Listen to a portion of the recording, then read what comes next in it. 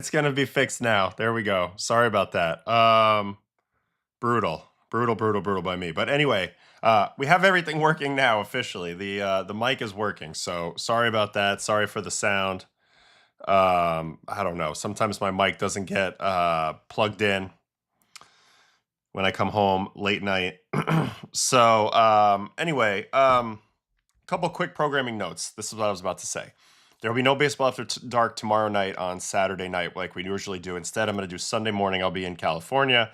So I'll do an early morning California stream. It'll be the same time, 10 Eastern, but 7 in the morning Pacific. That's when I'll wake up and hit the stream that day prior to doing Sunday Night Baseball in Anaheim this week, Texas and the Angels. So if you guys want to check me out on Sunday, there'll be no show on Saturday. But we've had good numbers when we've done the show on Sunday mornings.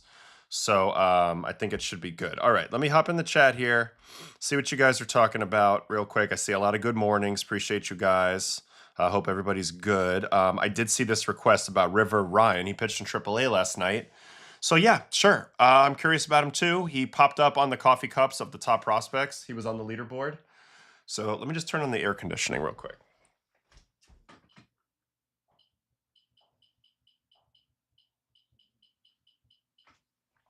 All right. Just had to go make sure I got the air conditioning right. But hope everybody's good.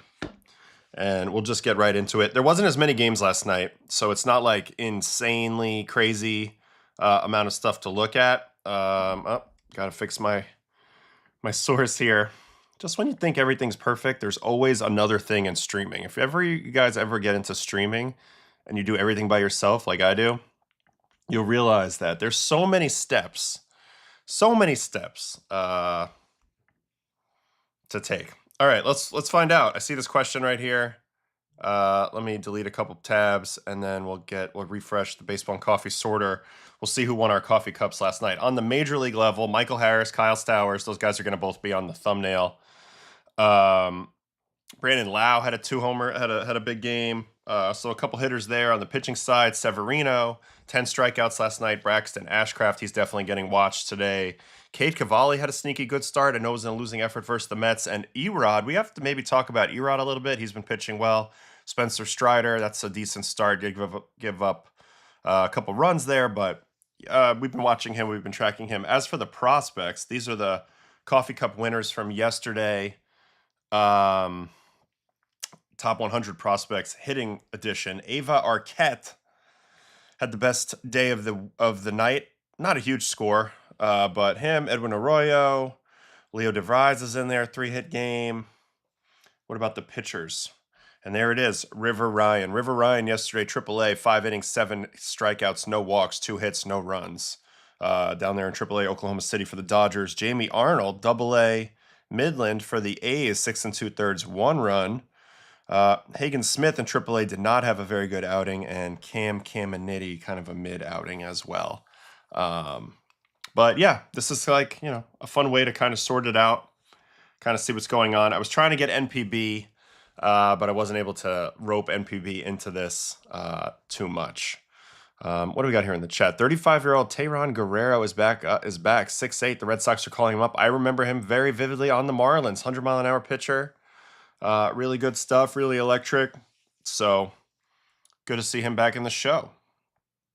Always happy for guys to get back in the show. And I did not realize he was 35.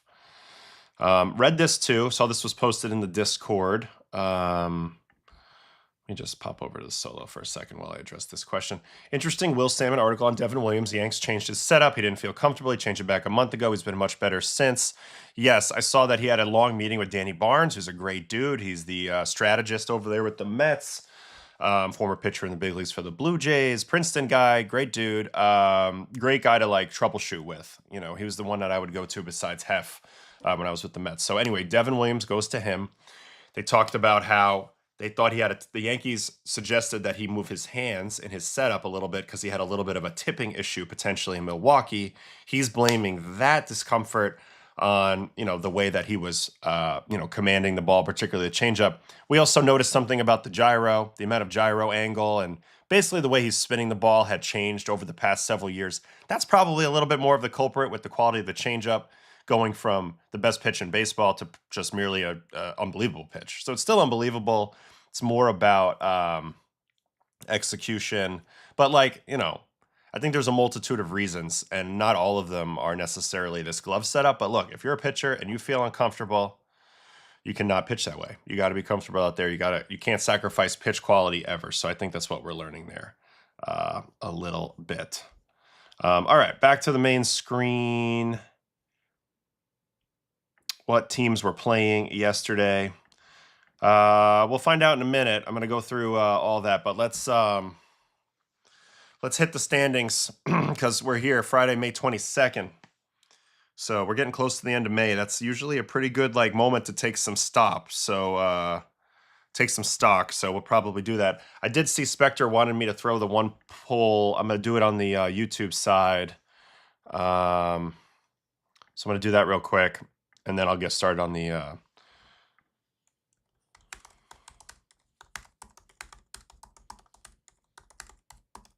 So I'm going to say, who would you want to manage your team in 26? Because I think that's really the question. And the answer, and the two that we were talking about in the chat, it's not like ever, And then you'll see the two, if you're in the YouTube chat, you'll see the two possibilities, which are Doc Roberts, Dave Roberts, and Tito Francona, Terry Francona. So let me get back over here. And we'll get going. AO, a Knicks fan, of course, die hard my whole life. So this is a very exciting moment. 2 wins away from the finals. It's been a while. There's already been some group chatting going on with me and my friends, considering getting in the building. We'll see. So we'll see. What are your thoughts on Spencer Miles? Also planning on watching him. He pitched fantastic last night versus the Yankees for the Jays in the bulk role in the bullpen game. So we'll get to all this. Let's hit the standings, and then we'll pop right in to some fun topics today. All right, Tampa Bay, 4.5 up on the Yankees. They're in first place. They are about to play each other in the Bronx starting tonight. Garrett's on the mound. Garrett Cole, that is, on the mound for the Yankees tonight. The Rays have been just playing fantastic baseball. They find a way to win all the time, whether it's from great pitching, small ball. They have some guys who can juice it in the middle of the lineup. Obviously, Junior Caminero. They're a good team. They're a tough team. I do feel like they're better at home. You can see they're 19-5 at home this year. 14-10 on the road. So we'll see how that one bodes. But Yankees are offense kind of mid right now. It kind of shows whenever Judge is not carrying them. They're in a little bit of a funk a little bit. It's hard to say. They're also dealing with some injuries and some, who's going to stay, who's going to go. I saw they sent Spencer Jones back. And then, now Caballero's back. So he'll probably be in the lineup. Okay, I digress. Baltimore, who's really stinking the joint up. They're in last place, 13 back in that division. Central, Cleveland Guardians, one of Francona's old teams. He had a very, very good run, I thought, with Cleveland over the years. 3.5 games up on the White Sox and 9.5 up on Detroit. Detroit's lost 14 of 16. They are in deep doo-doo. The whispers are starting to build about potentially trading Skubal now. Makes a lot of sense to me, especially if he can show he's healthy. I saw he threw a bullpen, good sign. We'll monitor that. AL West, A's, 26-24. Game and a half up on Texas, 2.5 up on Seattle. They are holding strong at the top of this division, winning their last 3. Angels, who I'm about to see on Sunday, unfortunately stink again. They are 9.5 back, and they're 1-9 in their last 10. They have the worst bullpen I've ever seen right now. Their bullpen is a dumpster fire. Even their guys that I like Pomeranz and Kirby, they're kind of old and not pitching the way that they can. Romano didn't work out. It's just they have some guys with some stuff but can't throw strikes. The whole thing is rough over there for the A's, for the Angels. All right, NL East, Braves, first team to crack 100 run differential. They're positive 104, 35-16, 9.5 up on the Phillies. Going to be an interesting summer if anybody can catch them. We'll see. Marlins, 13.5 back. They've lost 3 in a row. The Mets have actually passed them as they split the series yesterday with Washington, winning that game, and they're about to play each other. So one of these teams has a chance to maybe pull out of the basement. We'll see. NL Central, Brew Crew, 29-18, winners of 3 in a row. They're a game and a half up on the Cubs, who are suddenly scuffling, losing 5 in a row. PCA under fire a little bit. Cardinals are a half game behind them, and the Reds and the Pirates are only 4.5 back as well. NL West, Dodgers, 31-19, Winners of 2 in a row. They're going to Milwaukee. That should be an interesting series. For some reason, they're always an interesting matchup. Dodgers and Brewers, the ultimate contrasting styles. So I like to watch that matchup. And they're a game and a half up on San Diego, who's about to play the A's. 29-20 for the Padres. Rockies are pulling up the rear, 19-32. But honestly, even at minus 55 run differential, that's a major improvement. Sneaky good lately, Diamondbacks. Let's not forget about the Diamondbacks. Sneaky good lately, getting really good contributions from Nolan Arenado. Ketel Marte has caught fire. And Eduardo Rodriguez, who I want to dig in on today as well, has been really, really strong of late. Merrill Kelly started to right the ship. So they have some good things happening for them. I mean, of course, they need a lot of these things to happen to win. But yeah, that's kind of where we're at the moment. So let's hop into the chat, and then we will then we will start to watch some players play baseball. I see there's good debate already in the chat about that poll, that manager poll. That's a tough question. I was this close to picking Tito Francona, and I ended up picking Dave Roberts on Discord. And it's mainly because I think, to Dave's credit, he's become a very, very good modern manager of blending the feel and the analytics. And I've tangibly seen him improve. I've seen him stink for a bit and then actually be self-aware and improve, whereas Tito was an unbelievable manager, Hall of Famer, unquestioned, 2 great runs in 2 big franchises, broke the curse, all that. But I just feel like if I want it right now, I'd rather the younger mind, over the OG. And I think it's pretty tight, and that says a lot about what I think of Dave Roberts, because for a while I wouldn't put many people over Tito. All right, who's up here next? How do I feel about Colt Emerson's first hit? So I hit the homer. It's wild watching the Yankees fans and media so upset and dooming with a 30-21 record. Yeah, it's always what have you done for me lately, especially in New York. And the Yankees have not played great lately. I know that this wasn't a total brutal series versus the Blue Jays. They won 2, but they dropped the last 2, and now they got the Rays. Not a lot of optimism. Obviously, they do have some pitching coming back. I thought Carlos Rodon looked better yesterday. Garrett's back, so there's reasons for positivity. But unless the Yankees are dominating the opponent, people are going to worry a little bit. Plus, you see the narrative that they haven't beaten any good teams, and honestly, statistically, it's not incorrect. I think Dave Roberts would vote for Tito. Yeah, he would. I mean, he played for Tito, of course. So I don't know. It's pretty tough. I think I just want the younger brain, but I think it's a tough one. If the Yankees get Skubal, that's going to be the best rotation with Cole, Skubal, Schlittler, and Fried. I don't see the Yankees trading for Skubal. I mean, I don't know what they would have to give up. But that would be quite the development if all of a sudden, you're right, if they did have those names. I mean, can you imagine? All right, anyway, we're done with that. We'll hop into the main. And we'll get cracking. Who deserves the first watch today? That's the question. I think it's Ashcraft. I'm not going to lie to you guys. This guy's been a sneaky stud for the Pirates. Sneaky stud. Like, they have a couple guys that have been throwing the ball really well. This guy flies way under the radar. 7 innings, 4 hits, 1 run, 2 walks, 9 strikeouts yesterday versus the Cardinals, 98 pitches. Got clipped for 1 homer. It looks like it's Ivan Herrera. This is what the numbers look like on the season. Can I interest you in a lot of red? Yeah, I thought so. 62 and a third innings, 1.03 whip. Not to mention Jared Jones is about to come back. So they're going to have some good options in the rotation. This is a dogfight in the NL Central this year, but want to show a little love to Mr. Ashcraft, 26 years old, 6'5", pretty good lettuce on him with that hair.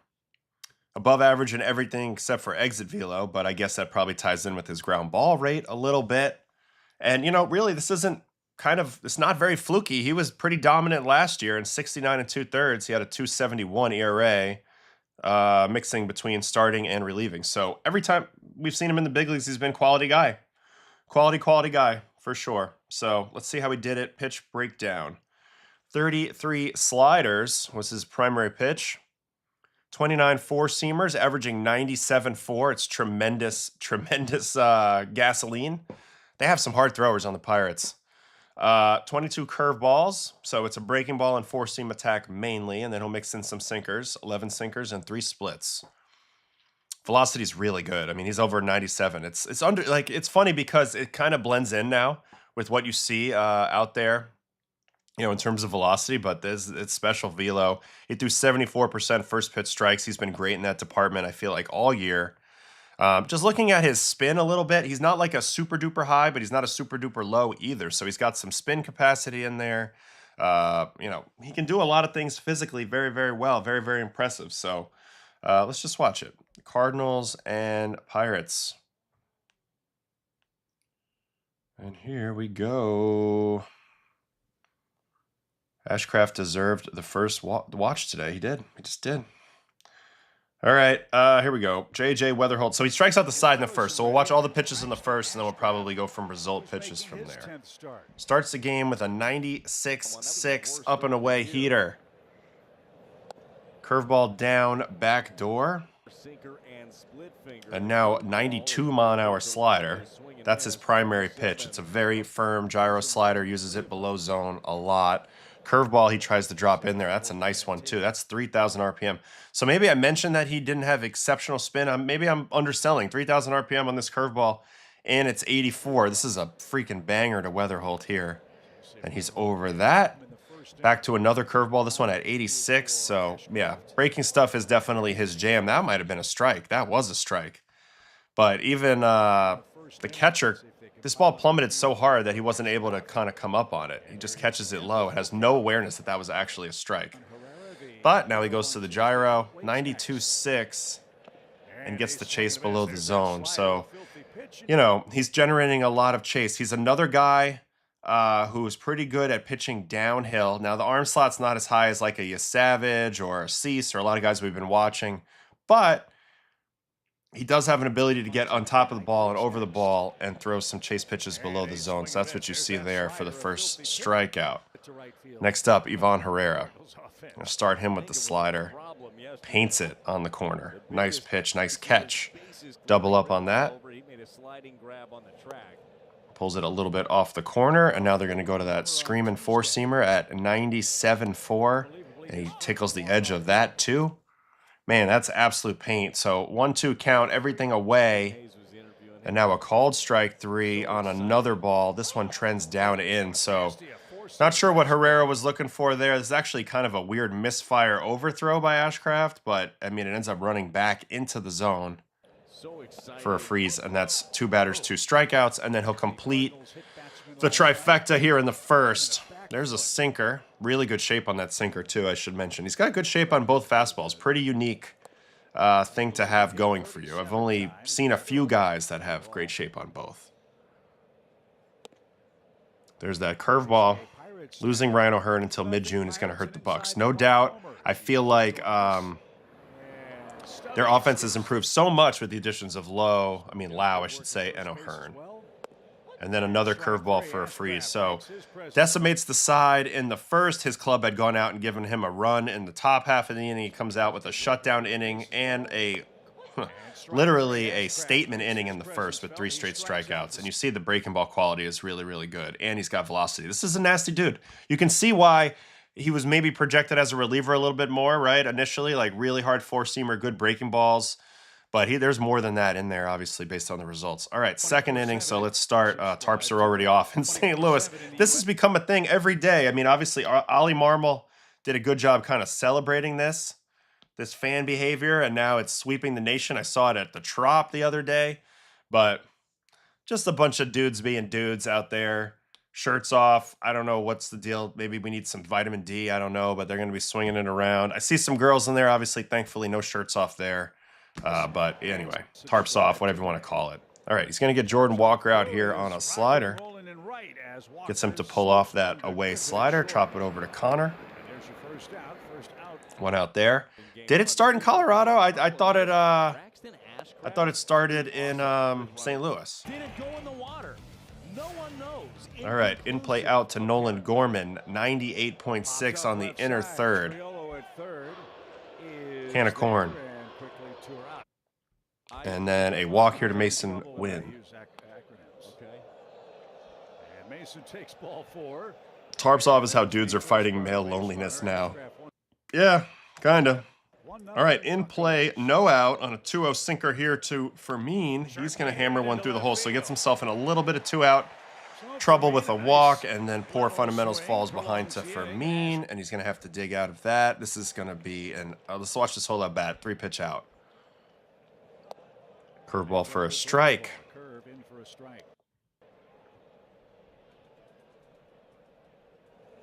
Swing and a miss.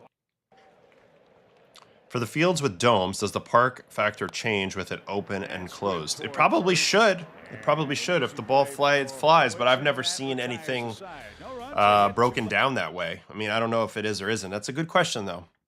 Not sure about that. I want to jump in on this question here. Brian, have you ever heard of a pitcher who would use a fingernail and work on spreading the seams on a ball? Yeah. I mean, shit, I used to watch LaTroy Hawkins kind of like try to dig in with his thumb on the seam to see how much give the ball had and if he couldn't raise one of the seams to hook his finger in there for throws. So I used to see somebody doing that. Used to see people kind of trying to break it in with their fingers. All right, on to the third inning. Leadoff batter Victor Scott. Fastball down and away. Lazy fly ball to center. O'Neill Cruz is there. One out there. Next batter up is a 3-pitch strikeout of Weatherholt. Let's actually watch the whole at-bat. Start him with the split. We haven't seen this one yet. Drops it in there, top of the zone for a strike. A lot of good things happen when you throw a bad pitch and get away with it 0-0. I'll tell you that, because then it's like you haven't really showed them anything good yet. Slider in on the hands and 4-seam right down the middle. I mean, that's kind of a crazy take, but obviously looking for something else. Hunting a breaking ball, expecting a breaking ball, something. And he punches his ticket for the second out, and then here's the home run. Here's the one run of the game. Ivan Herrera, who's a very good hitter, just ambushes him on a slider. It's actually a good location. So nothing wrong with that. If you're a pitcher, you just tip your cap to the batter. Pretty good plate coverage to be able to hit a down and away pitch, 108.7 in the pull side gap.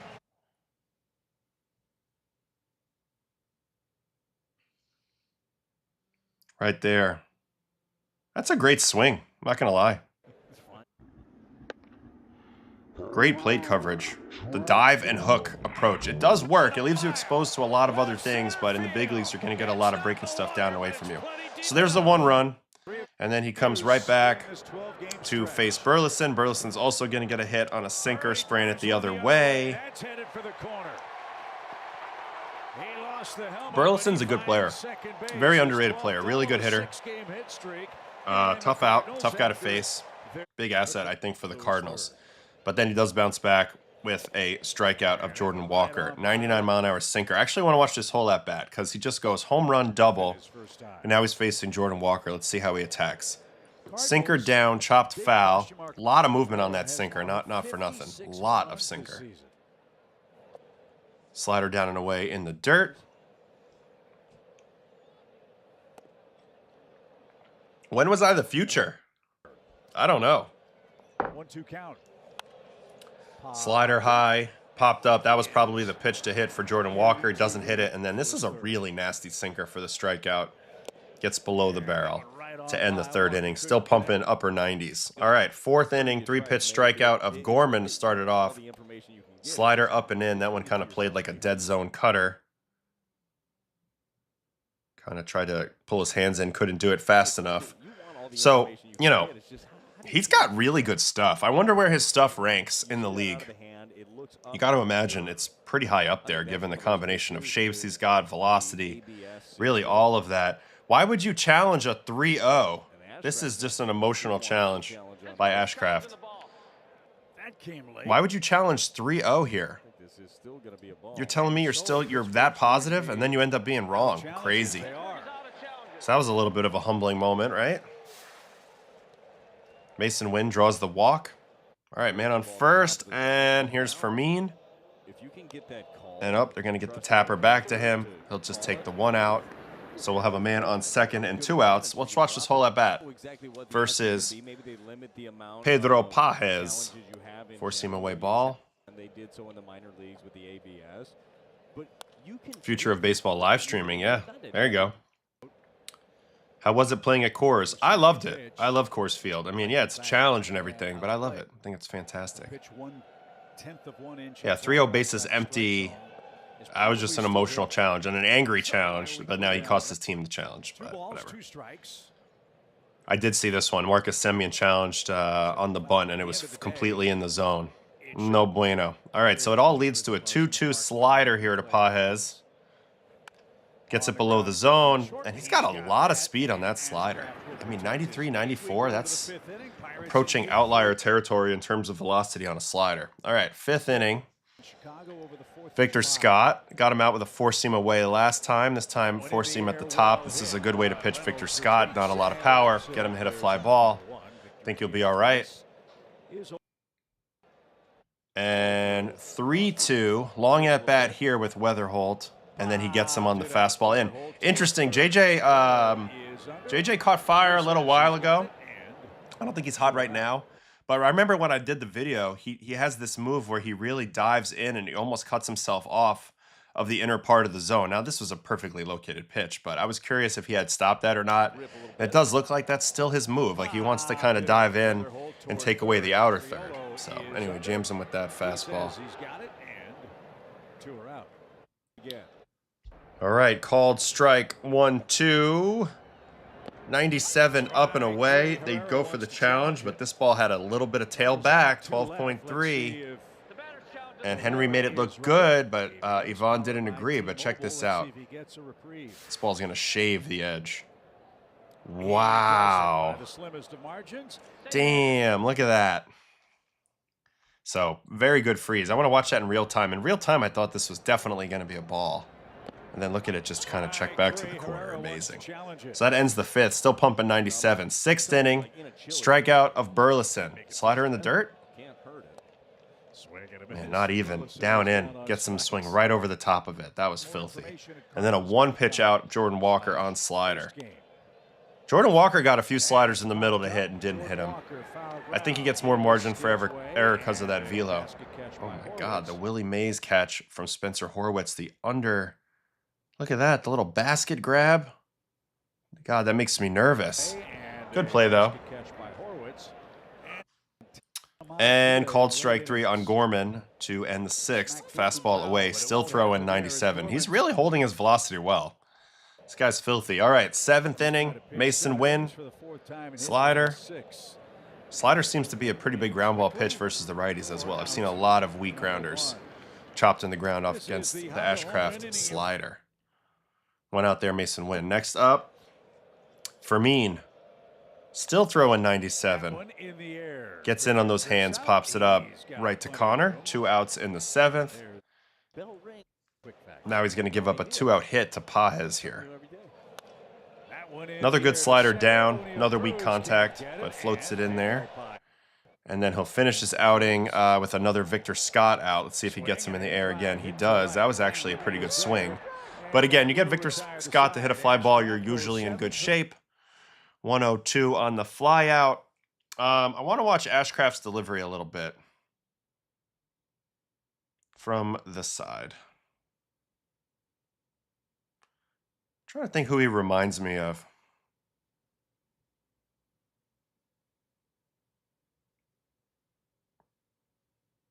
A little bit of a Hunter Brown initial leg kick. Different come down, though. Way different. Very standard through here.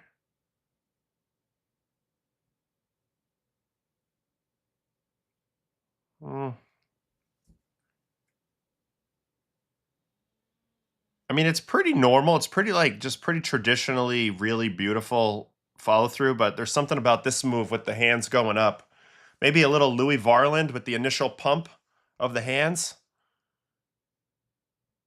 Yeah, maybe a little bit of Louis Varland in there. Let's check him from first base side.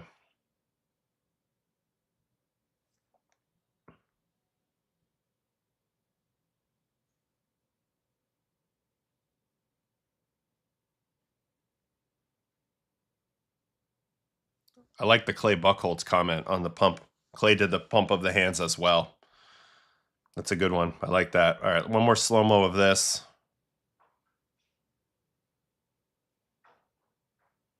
But I've been impressed with him. The numbers don't lie. He's off to a great start again. And, you know, you got to think, this guy's stuff is, got to be up there. I'm curious on the leaderboard, the Stuff Plus leaderboard on baseball, on Fangraphs at least. where he might rank. So let's see.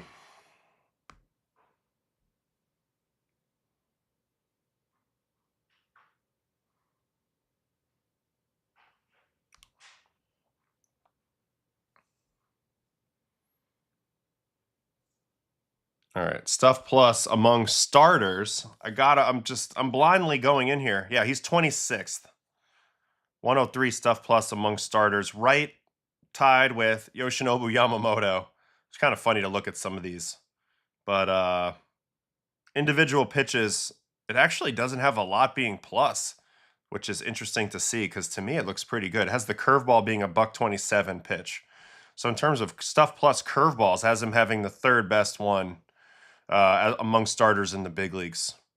127 Stuff Plus on the curveball, actually a tick ahead of Nolan McLean, if you can believe it, and a little bit behind Clay Holmes and The Miz.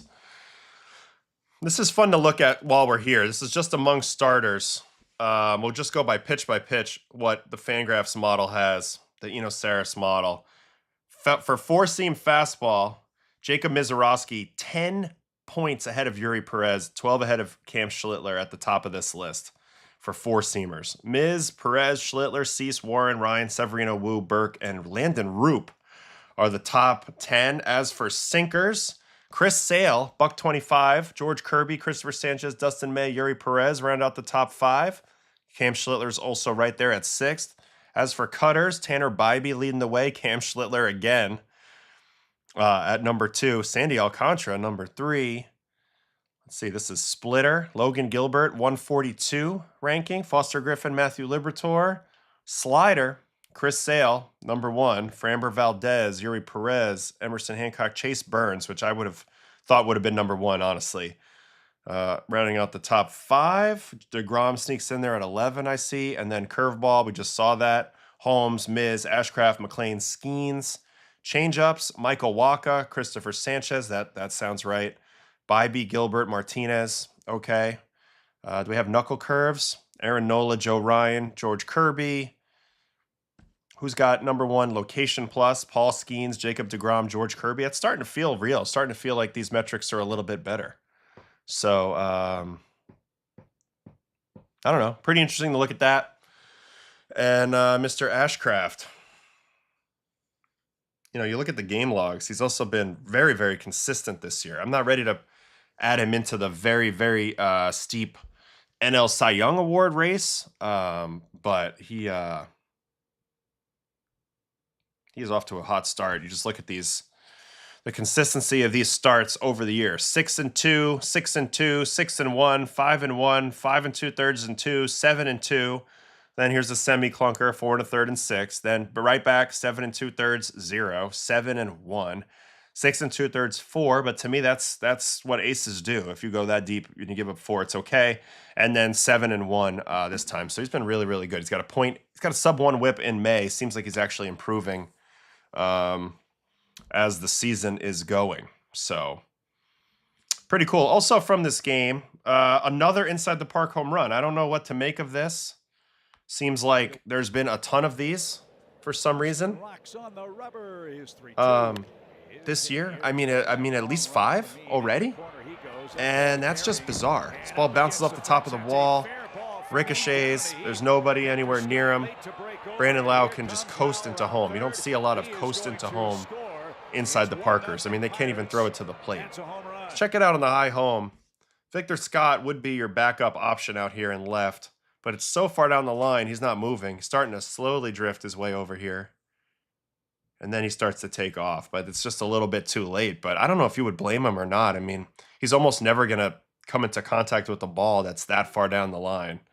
And Brandon Lau is able to literally jog home with an inside the park home run. So I thought that was weird. I don't have any theory on it. Just seems to be the randomness of baseball is kind of why we're seeing some of those so far this year.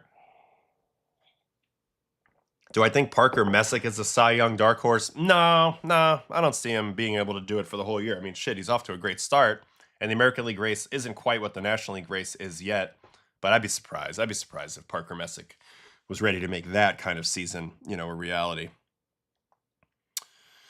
All right, what else we got? K minus walk is better than any stuff plus stat. I mean, look, I'm agree with you. I'm telling you, like I like to evaluate on what the hitters are telling us, what the competition's telling us a little bit about the quality of the pitcher. But teams don't do that as much. They just look at the stuff and they project forward, saying this should work, this shouldn't work, blah blah blah. Not as much evaluation, a lot more projection.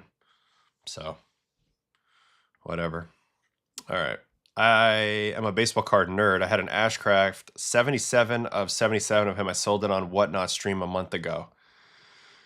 Yeah, I don't know if he'll ever become like a famous player, but he's clearly a very good pitcher. And I know that the card market's a little bit more based off of like fame and accolades and hype. And I don't know. I guess eventually if you develop into like a truly like a legend, you have to become a legend. I don't know if he'll be like that so far.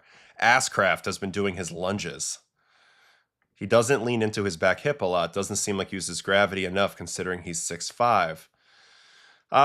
They don't, so the tipping into the back hip, and then getting your hips offline doesn't set you up for a really clean rotation. I always did feel like a little bit of a tipping and then tipping forward. To your point here, Jerry, Jersey Jones does kind of help you create a little bit more of that finish on the pitch, but biomechanics basically say if you don't get your hips square, you can't rotate cleanly, you can't transfer enough power. So I don't know. I don't know. What else we got here?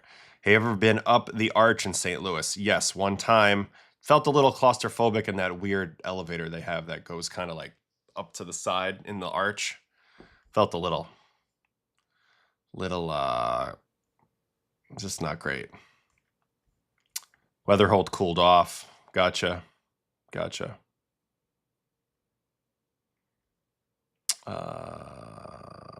Pitchers never challenge if I'm a manager, too invested and not realistic. I'm with you. I wouldn't do it either. You don't see 3 inside the park home runs an entire season anymore. These guys should be trying to run them out. It's great to see the athleticism. He just had so much time. He was just like, I'm just going to take it to the house, Would you have preferred the fielder play the ball off the wall going in, or are you okay with the fielder's commitment to the catch attempt? No, I think in that spot, I mean, it's borderline home run. I mean, you go try to rob it. Plus, there's nobody on base. There's no reason to hedge with a safety, back up and play it off the wall. You try to make the play. I think that's a good effort there.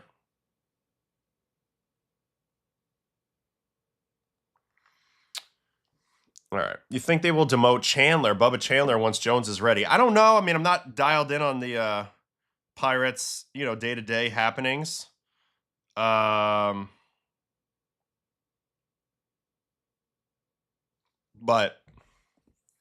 maybe. I know he's been struggling. Spencer Miles. All right. Spencer Miles is probably next, right? He did a good job for the Jays. I do feel like, look, great bullpen performance by the Jays yesterday. They rolled out this group of pitchers and it completely shut down the Yankees. Braden Fisher set the tone, striking out all 4 outs he got at the beginning of the game. Adam Macko, who's a new pitcher for the Jays, came up and did a good job. Then we're going to watch Spencer Miles right now because he's been pitching really well as a rookie, so I have to dig in.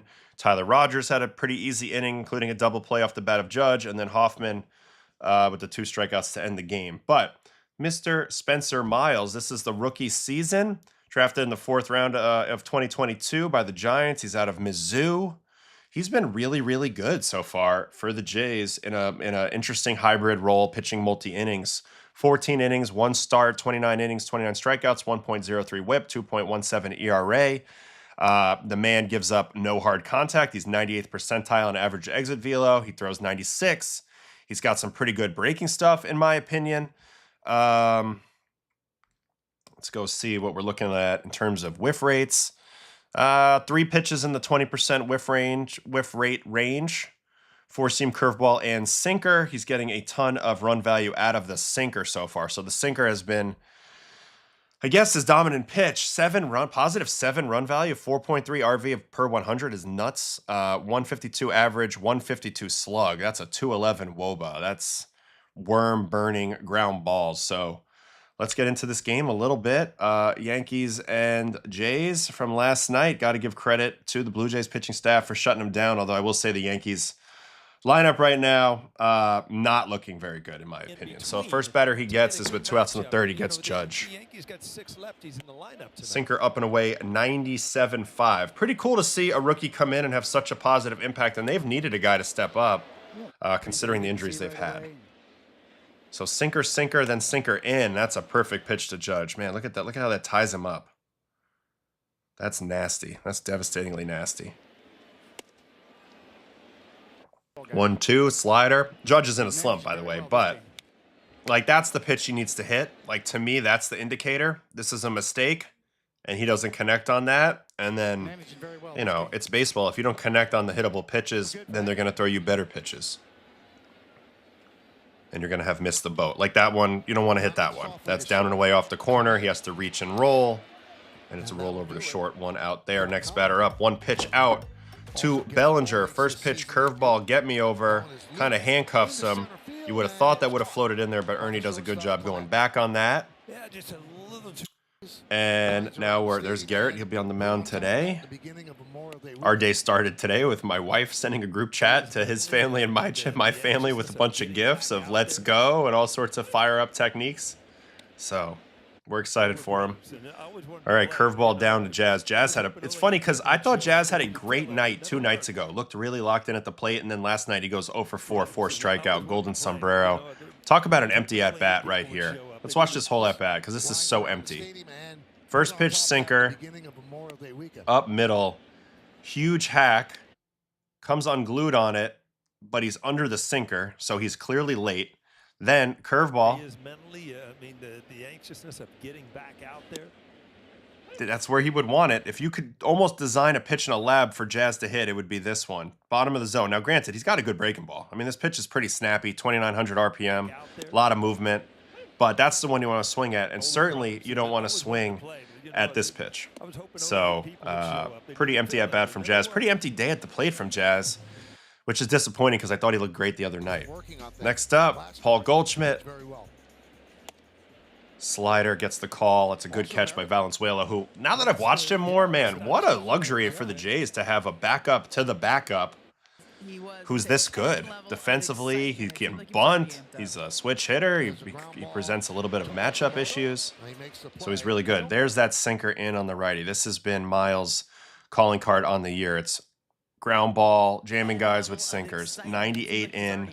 Goldie can't do much with that. Chops it over to Okamoto, who's also looking pretty bad right now. So, well, it's a whole nother story. Next inning, Spencer Jones, who's now in AAA. 4-seam up, can't get to that. You can expect to see a lot of that for a while. Judge looks to be in between the last couple weeks, showing a hesitancy to commit to swing decisions. Yeah, he's off. He's not seeing it great. He's not seeing it great. I mean, I know it's going to flip fast, but yeah, he had some very empty at-bats the last 3 games that I watched. Miles threw 14 2/3 inning pitch from 22 to 25 in all of minor league baseball. That is a long time to not pitch a lot, so pretty cool that he was able to get past that. And then hanging slider, I mentioned you don't get a lot of pitches to hit. This is the type of pitch that Spencer Jones wants. It's a little spinner in the middle, and he does hammer this up the middle with a little bit of odd topspin on it. But I was waiting for him to connect on one. That's a pretty good swing. So leadoff guy on in the 5th. Next up, Ryan McMahon. First pitch curveball, pretty good pass at that, but straightaway center, doesn't get enough on it, and it's a quick out for the next out. That's going to bring up Volpe. He's going to go double play hunting here. Sinker's in. Sinker in, chopped foul. Sinker in again. That was the pitch to hit. Got to hit that one. Doesn't hit it, and now he's got a devastating breaking ball to pair off those 2 sinkers. Yep, and wipes him out. And Jones does steal second, but you can see why this curveball works, even though, like, in a bubble, it's like in the zone, you know, or whatever. It's just like he rushed him in so hard with 2 straight sinkers that then when this curveball comes, he's just so early. So, devastating pitch there for the second out of the inning, and that's going to bring up Escara. So this was actually a sneaky big at-bat in the game because the Yankees didn't really get many opportunities and ended up losing this game, 2-0. So this was a big moment. 2-0 count. There's the hittable sinker. Pulls it foul. You want to be loyal to players. Slider off that. So That's a you've good take, got 3-1. But then he gets back in the count with a very good 3-1 curveball. This is a big league ability. If you can't command a pitch like a curveball in a 3-1 count, backdoor to a lefty at a big spot, it's going to be hard to wiggle out of situations. So this is a big league moment for Spencer Miles. Boop. And then 2 outs. He's going to punch him on that next curveball. Proves that he can throw it for a strike, and then comes back with one at that up and away location that it's really hard to swing at because when it pops, it's going above the zone. So you see some hesitation, and then he's on under it, and he pitches through that little bit of traffic in the 5th. Comes back out for the 6th. Ben Rice. First pitch, sinker strike. Great call by the umpire considering how that ball was received. And then a slider. Ben Rice this time gets through it, lifts it over Ernie into right. So back-to-back innings, leadoff man on. Doesn't phase him. He'll go double play hunting on Judge here. Slider away ball. Slider away strike. That ball, I believe, is dotted. Yep, perfect pitch. 1-1. So away. Now they're going to come sinker in, looking to get the chopper. Gets it in and beats him. Perfect pitch. Great sequence. Away, slow. Right? Away, and then ram you in with the sinker. Nice pitch there. 4-seam up, trying to get above the barrel. Stays in the safe zone. And then he can run the curveball off of that line. And honestly, this is a pitch that if Judge is hot, he probably does more with it, but it's off the plate in, and he ends up popping it up, so easy play there. Next up, Cody Bellinger. Sinker up and in, ball 1. Thanks for being here. Appreciate it. Curveball back door. Curveball again. 3-0 count. So we talked about it. I was with Todd Frazier last night. Right before this pitch, it's like, do you green light him? Haven't really been getting many pitches to hit the last 2 nights. Need to create some offense. Got a guy who can swing at 3-0. We both said, yes, he should swing here. But also, they probably won't give him the green light. They didn't. Ends up taking the most hittable pitch of the at-bat right down the middle. And then you can see how he's able to wiggle after that because now it's a front door sinker to get to 3-2. Does end up walking him. But I did think there was a little bit of a swinging opportunity there, 3-0. That did bring up Jazz, and I mentioned Jazz has been scuffling. 3-pitch strikeout here. Curveball chase of that. Curveball for a take. So the ones he should swing at are he's taking, and the ones he shouldn't he's swinging at. And it's a triple curveball strikeout here. So another very empty at-bat from Jazz. Great pitching by Miles. 2 outs there. And then Goldie. Sinker in on the hands. Good pitch. Slider coming off of that. Sinker back in. Really commanding that sinker in very well. Not missing over the middle. And then curveball is a totally opposite. This was also a great play by Okamoto. 1 hopper, that's the key. Running out of play. Because this was kind of one of their last moments. They didn't know it yet, but this is one of their last moments of opportunity. Great play by Oko. Very calm. Throws the 1 hopper over there. Vlad takes care of the rest with a nice stretch. All right, we're on to the 7th inning. Spencer Jones. 4-seam up. Fouled away. 4-seam up again. Too high. 4-seam up again. Too high. Now sinker. This could be a dangerous pitch to Jones. And it is. Very dangerous. See, again, you got to hit that. That's the pitch. But I also admit it's pretty hard to do when you've seen 3 4-seamers in a row. And then that sinker shape is just different for you. So he's off the end of there. 4-seam up again. Too high. Curveball. And the payoff. Got to hit that one. That's middle. 4-seam up again. Late on that. And then he's going to finally get him out here with a sinker here. Good swing by Spencer. Off the end, though. 97-4. Having a hard time covering that sinker shape. And now we're back to McMahon. Double off the left field wall in the 2nd. Backdoor strike. Four seam coming here. This is just a very impressive outing. This was a huge game for Toronto to, earn the split. You're coming in out of the pen. The lineup is all left-handed, pretty much optimized against you. This is a team that will usually grind you out for walks. There's power threats everywhere throughout the lineup. But he had no problem navigating this lineup. Took them all the way to the 8th inning and set them up for success. So just wanted to shout out Miles. I think this is the biggest key, is he's been controlling that inner third to the righties with the sinker. He's been everywhere from up in, all over this inner third corner. Like, he's not missing this area at all when he's coming in on guys. And those are really tough pitches to handle, particularly with his velocity and the fact that he can throw breaking balls after that window right off that. See, there's another one. Forces Anthony to get jammed. Now he goes curveball off of that. It's an opposite movement, opposite speed. Almost freezes him. And then gets the chase here for the slider strikeout. So that's just a master class. He pitched really, really well. I think the command of the fastball, particularly the sinker with the righties, was kind of the key there. But big-time performance from Spencer Miles. Does draw the split. And listen, with all the injuries the Jays have had, they needed this guy to really, really step up. And he has. Incredible plug into the pitching staff for the Jays this year. Spencer Miles, 25 years old. Apparently bats left-handed, throws right-handed. So love that. All right, solo shot. What do we got here in the chat? I did see that. Ascara had a brutal ABS challenge while catching to waste their last one. Would have wanted that for... Yes, Ascara had some tough ABS challenges. I've seen a lot of emotional challenges the last couple of days. For whatever that's worth. Miles having Tommy John and back surgery, coming in like he did, is kind of impressive. It's not kind of impressive. It's very impressive. He's been really, really good. At this point, once Kirk comes back, I'd rather see Valenzuela get the backup catcher role over Heineman. I think that makes a lot of sense. I mean, check out Mr. Valenzuela defensive stats right now. Look at that. 99th percentile in caught stealings.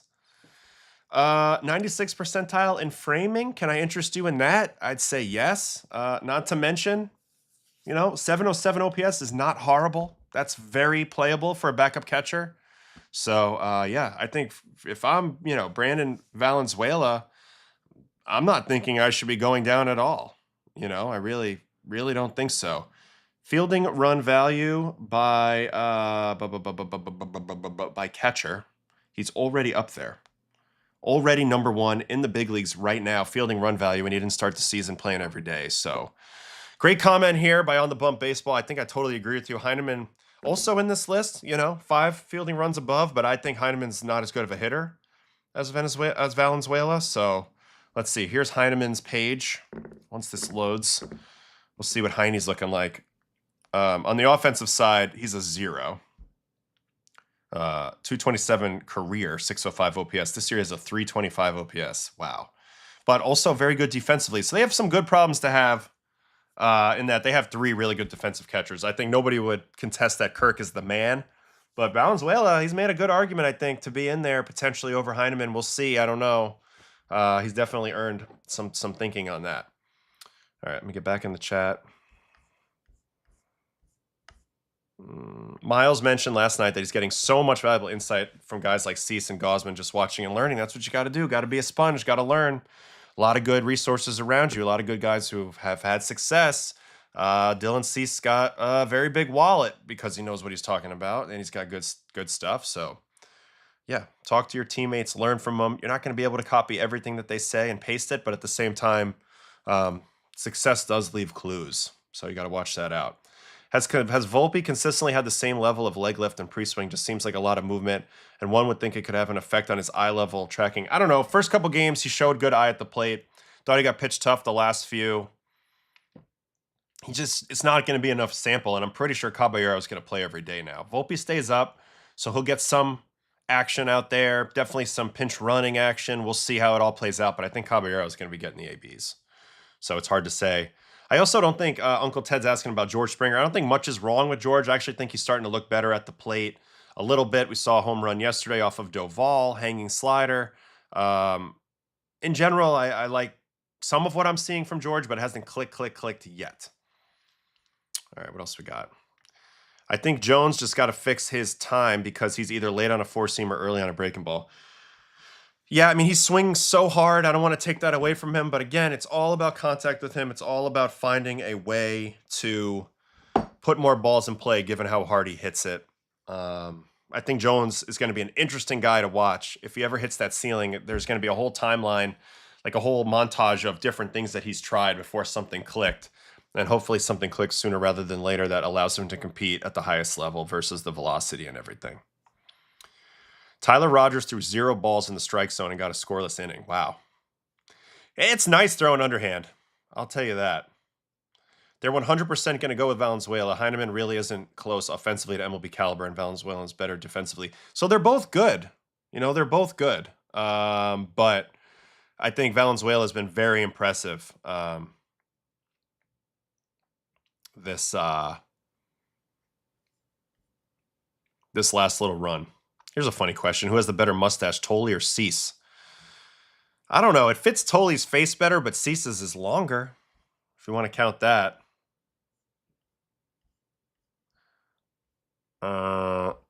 Demoting Jones on a home game stretch is wild. Well, I mean, at this, they don't think he's going to get consistent at bats, so that's what Arizona's saying here is the big thing.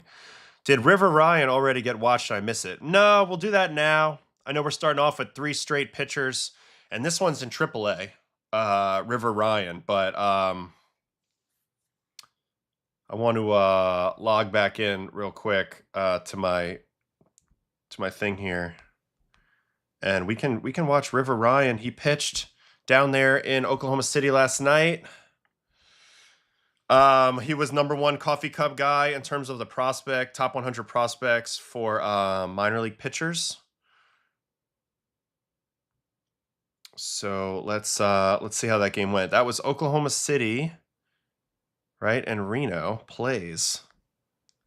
There is River Ryan. Let's check the box score real quick to see what we're about to watch. River Ryan, minor league. We're watching some minor league ball, guys. 5 innings, 2 hits, no walks, 7 strikeouts, 18 batters faced. I'm going to do just the result pitches because it's really hard on the research tool to click through the pitches quickly. They made it hard. But we'll check it out. We'll get a little bit of a sense of what he's getting guys out with, as we go along here. So, River Ryan coming up. I see there's some good questions in here in the chat, but I think I'm a little bit committed to doing this right now. Okay, River Ryan, let me Dunkin' Donuts coming to Canada. That's a direct threat to Timmy Hose, no? All right, I digress. River Ryan, big Dodger prospect. A lot of Dodger fans calling for him to get a chance, and he starts off this AAA start with a strikeout on 99.6 to Christian Robinson. Up and away, absolute cheddar cheese fastball from River Ryan. I need to do a little more research on Mr. Ryan and his background and everything. That is an absolute gasoline fastball. 2,600 RPM on that, 6.5 extension, so that's a little bit above average. God, I wish we could get more metrics on that. All right, so that's the first out on a strikeout. Here is the second out. This is going to be on a 94-mile-an-hour slider. So we just watched Ashcraft, and already I'm seeing some similarities in terms of velocity on these pitches with him and River Ryan. I mean, upper 90s fastball, low to mid 90s slider, also 2,600 RPM on that slider, beats him to the spot, rolls it over. And now he's going to give up a hit here to, what a name on this hitter, Lou James Groover, 92-mile-an-hour pitch. And Lou James is going to stay on that and poke it into right on that slider. So there's a base hit. 2,500 RPM on that slider. So 1 man on, 2 out. Then he's going to go ahead and hit Tyler Locklear in the hand. Shouldn't have been standing there. 96-mile-an-hour fastball off the hand. So 2 on, 2 out. Lucan Baker. Oh, I remember Lucan Baker, former Cardinal. 99-mile-an-hour fastball coming here to the big fella. up in the zone. Actually sends it for a decent little ride, but it just beat him just a little bit above the zone. Fly out to right field. I know that right fielder. Who's that right fielder? Who is that right fielder? Jack Sawinski. I knew that face. 99 mile an hour. So that's it for the first inning. Second inning, Jacob Amaya is the first batter. He's going to punch him out on 99 as well. So I've seen a bunch of 99 mile an hour heaters here in the early going, and it seems like it wants to play up in the zone. Not a very tall guy from what I'm seeing. And now here's a single, Christian Cerda.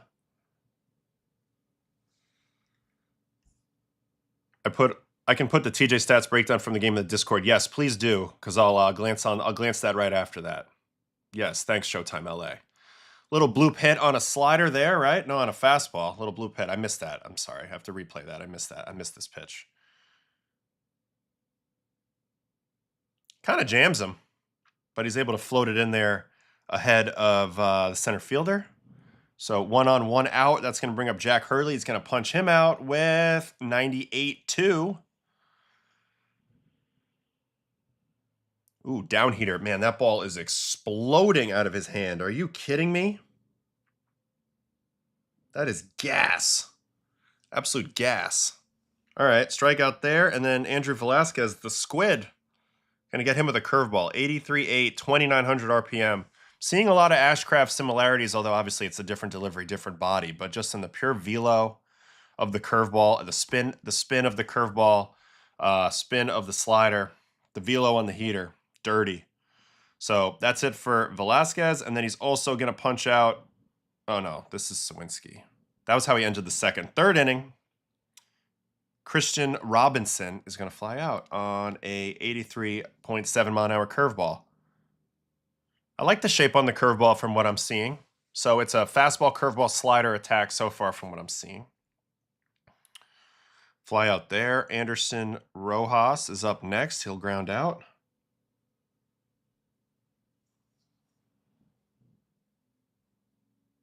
Slider, broken bat. It's also like we've been talking about with Mizorowski a little bit. Like when your slider is 93, 94, even with slider shape, if it sometimes up in the zone, it's so fast that it kind of can play like a cutter. That's what you saw there, broken bat. And then Lou James Groover, this time he's going to get punched out with 99 to end the third. Fastball away, absolute gas. That's gas. Straight gas. So the man throws hard, no doubt about that. All right, fourth inning, Tyler Locklear is going to strike out on the gas, 97.6. That's Bayou. And Lucan Baker ground out to third on a sinker. So this is the first sinker I've seen. Let's see what it looks like. Ooh, running on those hands. Little chopper over to third. Easy play there. Everybody's doing it. The two fastballs. And then Jacob Amaya. So a 3 up, 3 down, fourth inning.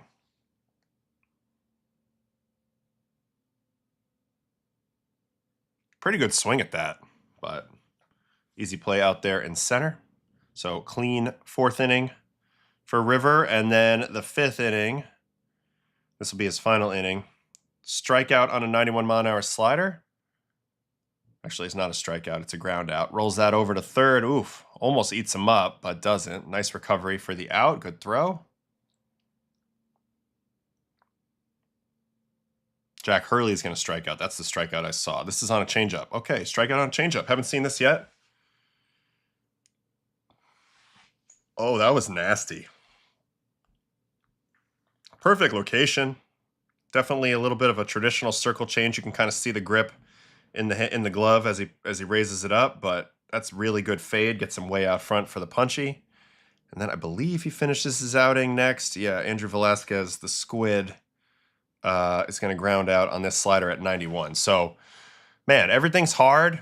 He's definitely going to have not definitely, but I think he's going to have a low release height due to his size. And he doesn't throw he's over the top, but it's nothing crazy, I don't think.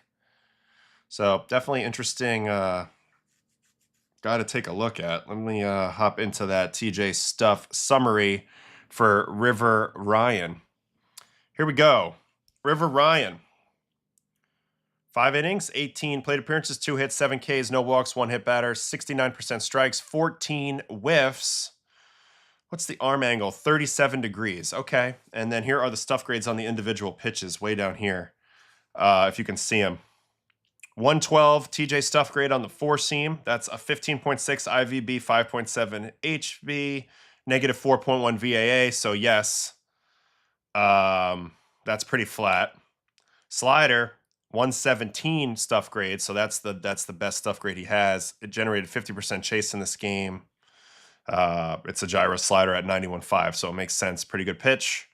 Sinker, 5.2 vert, 13.4 horizontal, so not a ton of run, but another option. 101 stuff grade. He's literally above average on every grade here. Cutter, which I didn't even see any of, 93.7.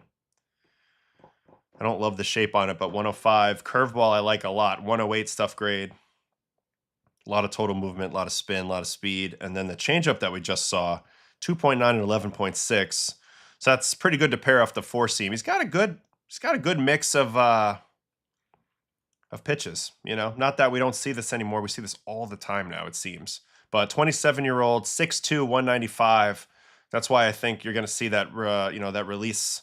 See the release height even on the fastball, 5'7". So that fastball is going to play up in the zone pretty damn good, like what we just witnessed. You can see quite a bit here, but River Ryan, interesting guy.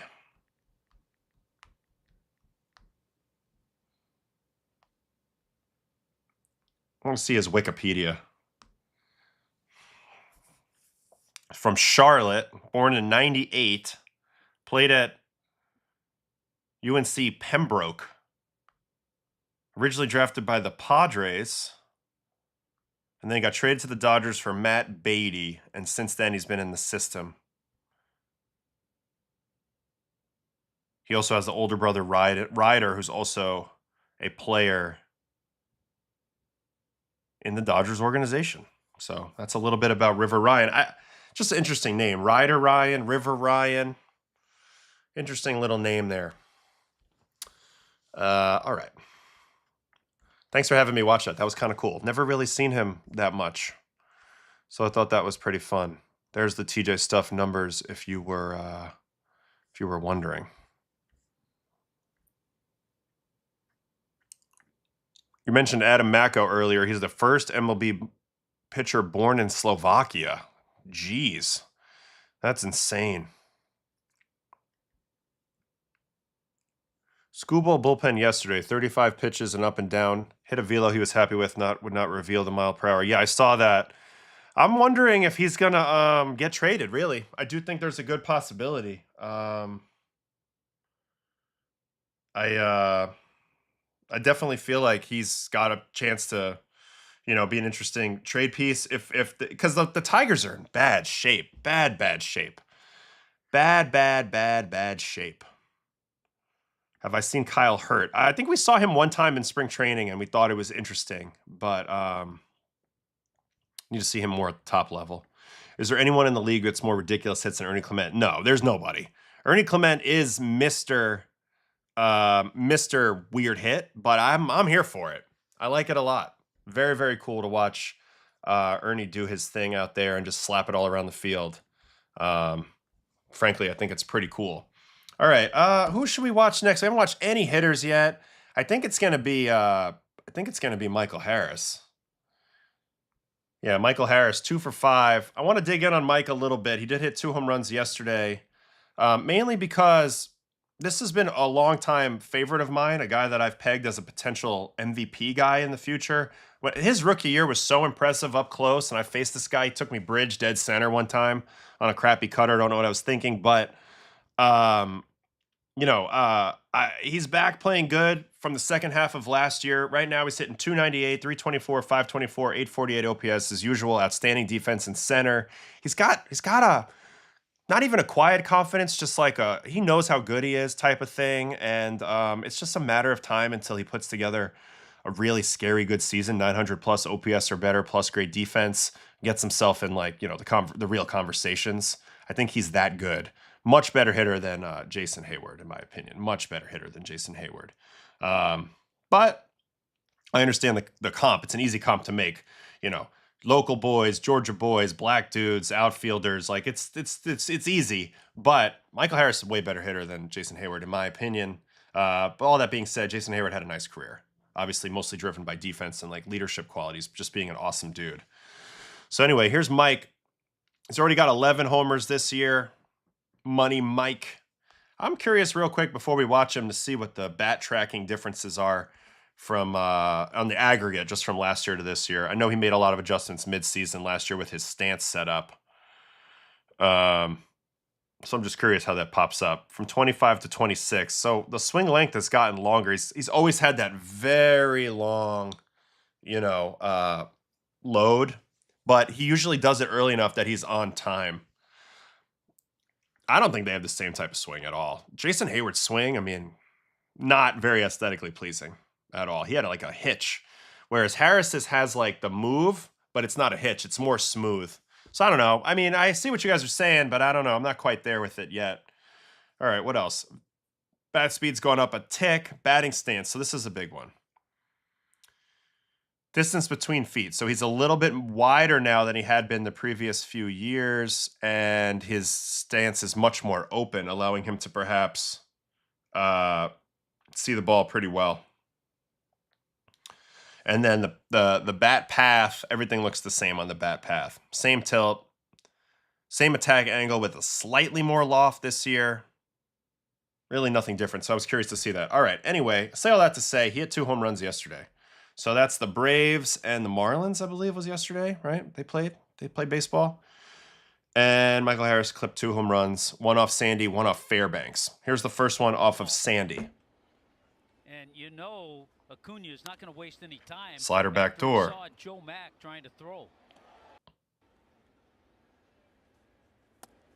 Well, the Braves don't run a whole lot. They've only change up, so gets himself to a 1-1 count. He looked good getting down the line as the 1-1 to Harris is hit. Fastball up, fouled off. Now he's in a 2-strike situation. Sweeper coming here from Sandy. Not sure why you would go sweeper after that high fastball that he was late on, but that's Marlins pitch calling for you. Popped foul, and then change up. I mean, why? It's going to be a bad pitch. Yeah, he's dead on time for the change up, and he laces that out to center. Great swing. He's got a great high finish. He gets through the ball really well. 110.5 at 18. I have to say, this pitch selection was just putrid pitch selection by the Marlins here. I can't even blame Sandy because I know it ain't him. But he couldn't be more on time for this pitch. That's pure backspin. Ball's hammered.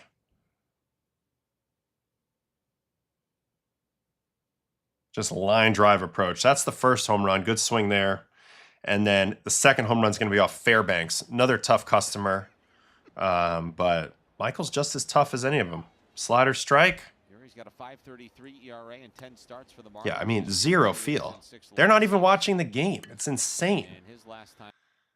It drives me crazy when you see it in real time and you're like, it's so obvious what you need to throw, and then like they're not paying attention. So that sounds like a private investigator. Do that. All right, 1-2 count. Here are the probables right. 4-seam fastball. Is he going to miss down with it? Let's see. 2-2. Not even. Money Mike just gets him to the spot at the top of the zone. And another placata to center just past Jacob Marcy for the home run, 103.4 at 24. He has shown the ability at times to cover the top of the zone despite the long swing, and that's another reason why I've been high on him because I've seen him do this a few times. Man, great swing there. Great swing there.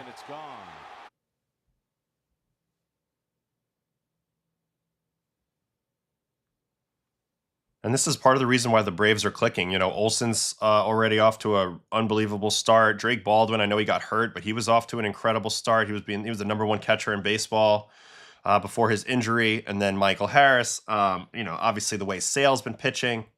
They have a lot going on for them in a really positive way. Plus, I love their bullpen. Suarez, Lee, Iglesias, those are some of my favorite guys. Now, I really want to check in on this guy, Strider, but let's just take a second because I'm done with Money Mike. And I want to see what you got in here. in the chat. Harris's chase rate has been a death sentence to his profile in the past. 100% facts.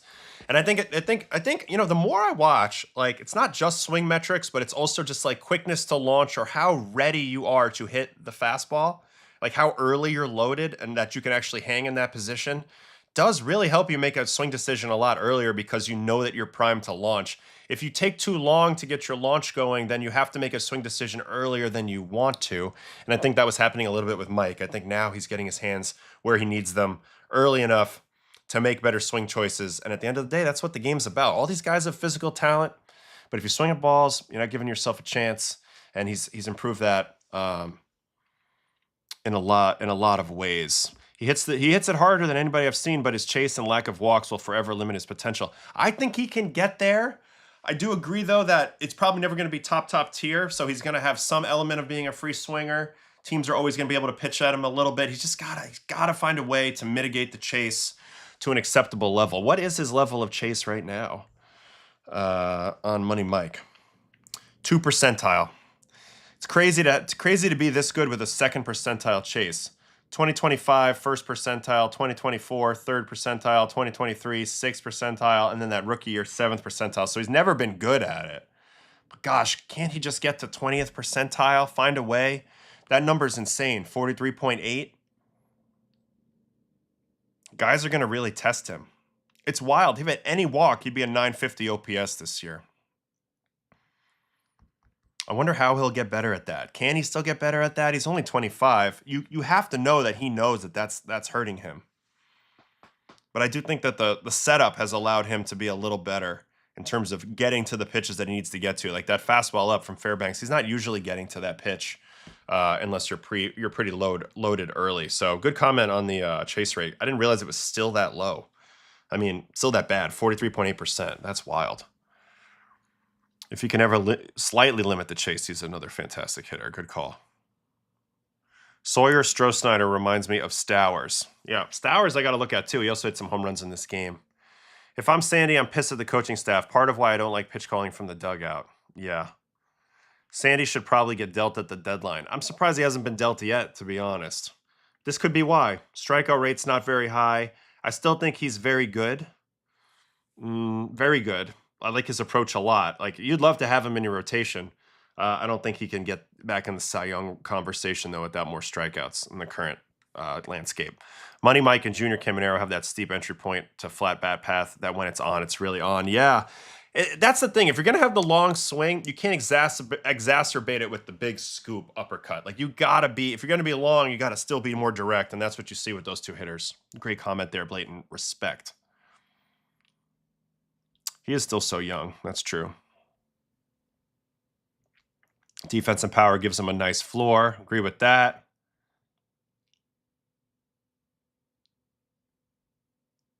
Last year, they tried to have him walk more and it tanked his whole approach. He's constantly working on it, though. It's different game by game.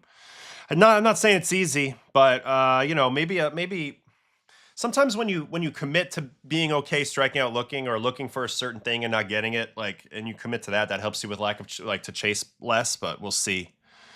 We'll see. Do I got to believe that the Marlins are going to come back? I don't think they're coming back. I think they're cooked. But I do like some of their players. All right. While we're here, because there's not a ton to watch, they have some prospects to watch as well. I want to quickly check in on Strider, who pitched in this game as well yesterday. I don't want Heineman. I want Strider yesterday, who also pitched in this game, because we're curious kind of how he looks. 6 1/3, 4 hits, 3 runs, 2 walks, 9 strikeouts, 3 home runs, 100 pitches, player breakdown. So 94.8 on the velo. He's still not back up to all the levels. However, the shape has come back. Averaged 19 inches of induced vertical break on the fastball yesterday. That's what we've seen consistently since he's been back, is at least the shapes are back. Slider, changeup, curveball. Whiff rate is getting there. 6 of 13 on the sliders, really good. 4 or 5 on changeups, actually. Low key, pretty impressive. So let's try to speed through Spencer a little bit in this one. Xavier Edwards. Quadzilla is rolling. All right, first up, Xavier Edwards is going to smack a hit. He's just a good player. Next up,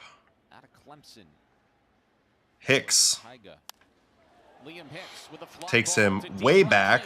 Unfortunately for Strider, not a home run, as Ronnie catches it out there, way out there. Next up is Otto Lopez. At least he's got his shape back, you know? Then now we can start working on the other stuff. Double play. Inning over. Second inning. Kyle Stowers going to punch in with a changeup. High changeup. Swing and miss. Didn't mean to do that, but that worked. He's got good separation, 10 miles an hour. Next up, Jacob Marcy. Gonna get him out on a first pitch fastball. Ooh, it's a bunt. Riley. Oh, nice play. That sucks for Marcy. That was a pretty good bunt attempt. 2 outs, nobody on. And swinging strike 3 to Morel on a fastball.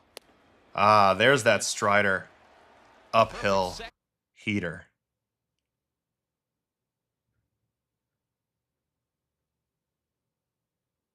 Look at that thing. Look at that thing ride. That's nasty. Strider does have that really smooth little finish thing he does.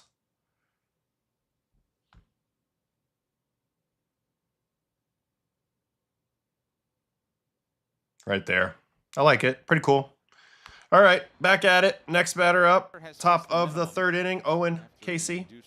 94-6 at the top of the zone. Homer. So there was a time where nobody was clearing him out at that location because that pitch was 99. So the velocity is another component of his pitching style that hasn't really come all the way back. Not that 94-6 is slow. It's fast, but it's not fast relative to where he was. And Casey beats him to the spot for the home run right here, even though this is a 19 ball. So, you know, IVB's not everything. You need a combination of both, you know? All right, fly out there. I mean, home run there. Here's a curveball out to Joe Mack.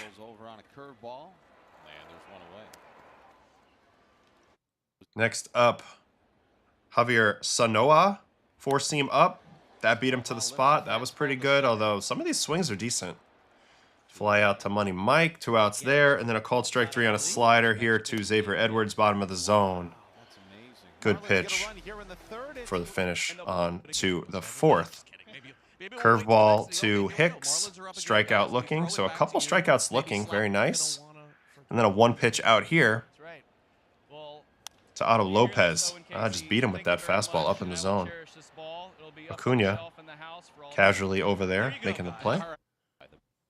Here's the second home run. This is Stowers. So we'll watch Stowers in the flow of this because he goes 2 home runs here. I've always said a couple things about Stowers. Great combination of short swing length and above average bat speed. And I do believe that his swing is built to cover the top of the zone. That's my thesis on it, even though he completely whiffs on this one to go down 0-2. I think you're going to see a lot of high pitch home runs out of Stowers in the future. So curveball down there, and then curveball here must be a hanger. And that one's low. He finds a way to adjust with the lower half and catapults that to right for a home run. They need to get him going. Wow, that bounced off the top of the scoreboard and over. So I'm talking about with the lower half of Stowers here. Went down with the legs. We've been talking about it a lot on the show. Juan Soto style.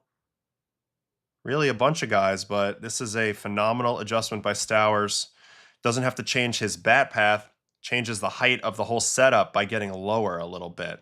And then he can reach out and get it and backspin that ball to right. So good swing there.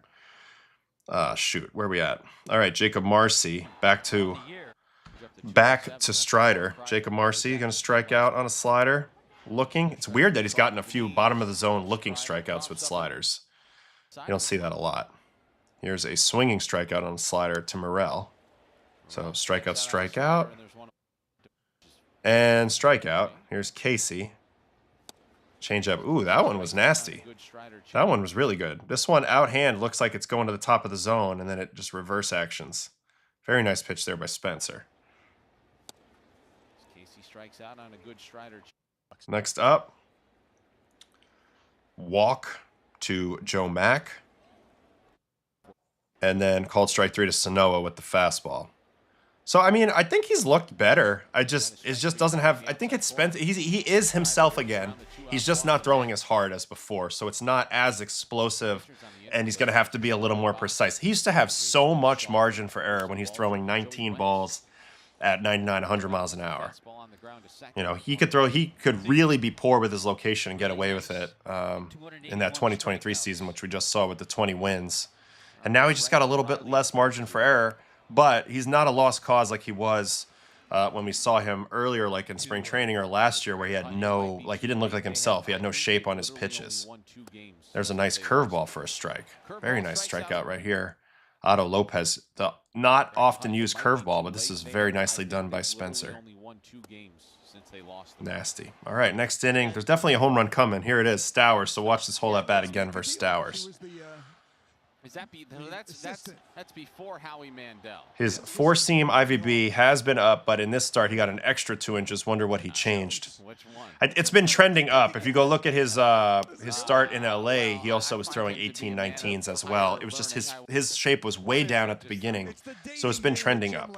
Oh, really? All right, another 0-2 to Homer. 0-2, fastball up, fouled away. It looks like Stowers is struggling to cover the top the way that I'm used to him covering it.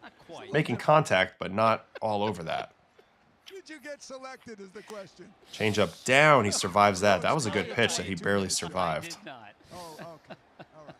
I was going to see here from Spencer Strider. Dylan Lee is loosening in the bullpen for Atlanta, by the way. They're in Miami. Miami IVB plays up at sea level. Toyota trend the Marlins. Yeah, but I mean, it's pretty minute difference from most other ballparks. But yeah, I mean, also in domes, too. You get a lot of good action in domes.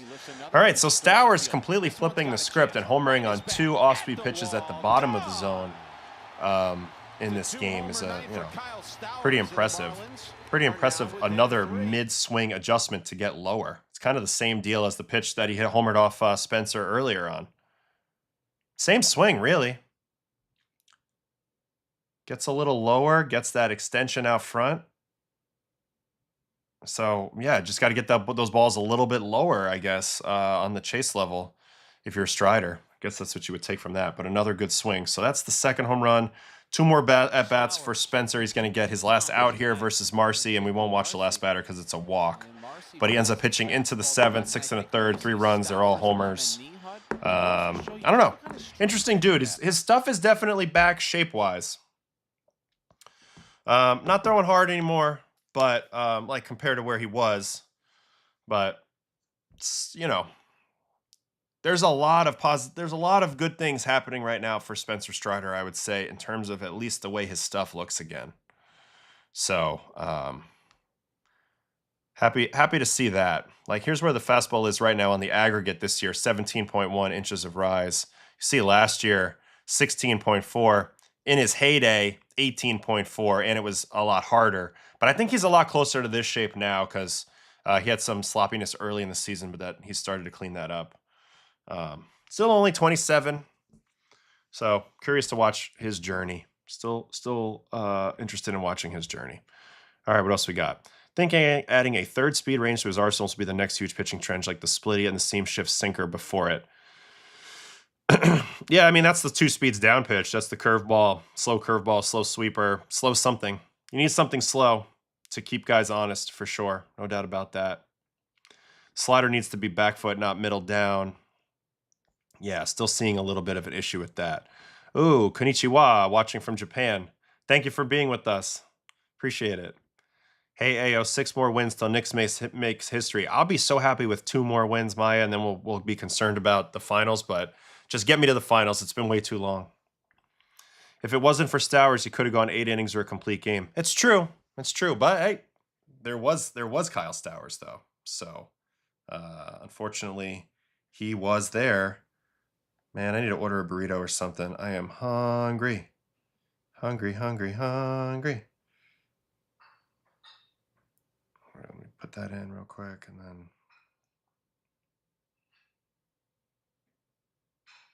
we'll continue the show. Definitely have about 3 or 4 prospects I want to watch. I don't remember who else I had pegged for this game. I know there was a pretty good pitching matchup yesterday. This is a good comment here. There's a pretty good game pitching matchup yesterday in with Sacramento and the Angels. That was Soriano and Severino. I know Severino had a 10 strikeout day, but Soriano still pitching pretty well. 6 2/3, 6 hits, 2 runs, 1 walk, 7 strikeouts, 2.44 ERA. On the other side, though, Sevy, 7 innings, no walks, 10 strikeouts, 2 runs. So they went head-to-head pretty well, and the A's were able to win that game after they walked off Ryan Zephyr-John at the very end of that game. So that's the thing. Like, they have some arms, the A's. Like, I like Silseth's arm. I like Zephyr-John's arm a lot, but he can't throw strikes, really, and that's what's hurting him. Here's Ryan Zephyr-John's baseball savant page. As you can see, a lot to like, but 11th percentile walk, 13.5% walks. That's why he's got a 4.63 ERA. You know, you can have good stuff, but if you don't command it, you're not giving yourself a chance. So that's the problem with the Angels, man. They just can't seem to have both going at the same time.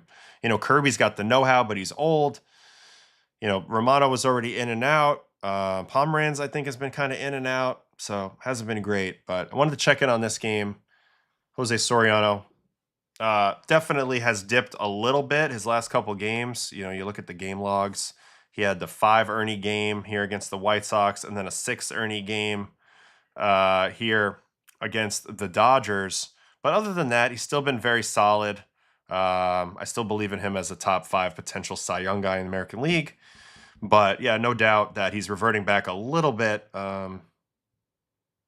You know, to being merely good and not like unbelievable like he was at the beginning of the season, which I find interesting. That's the story of the Angels. Walks are brutal with the whole staff. They are. Severino home away splits are nuts. What's the deal? What's the deal? The deal is he's not comfortable pitching there. I'm not really sure why.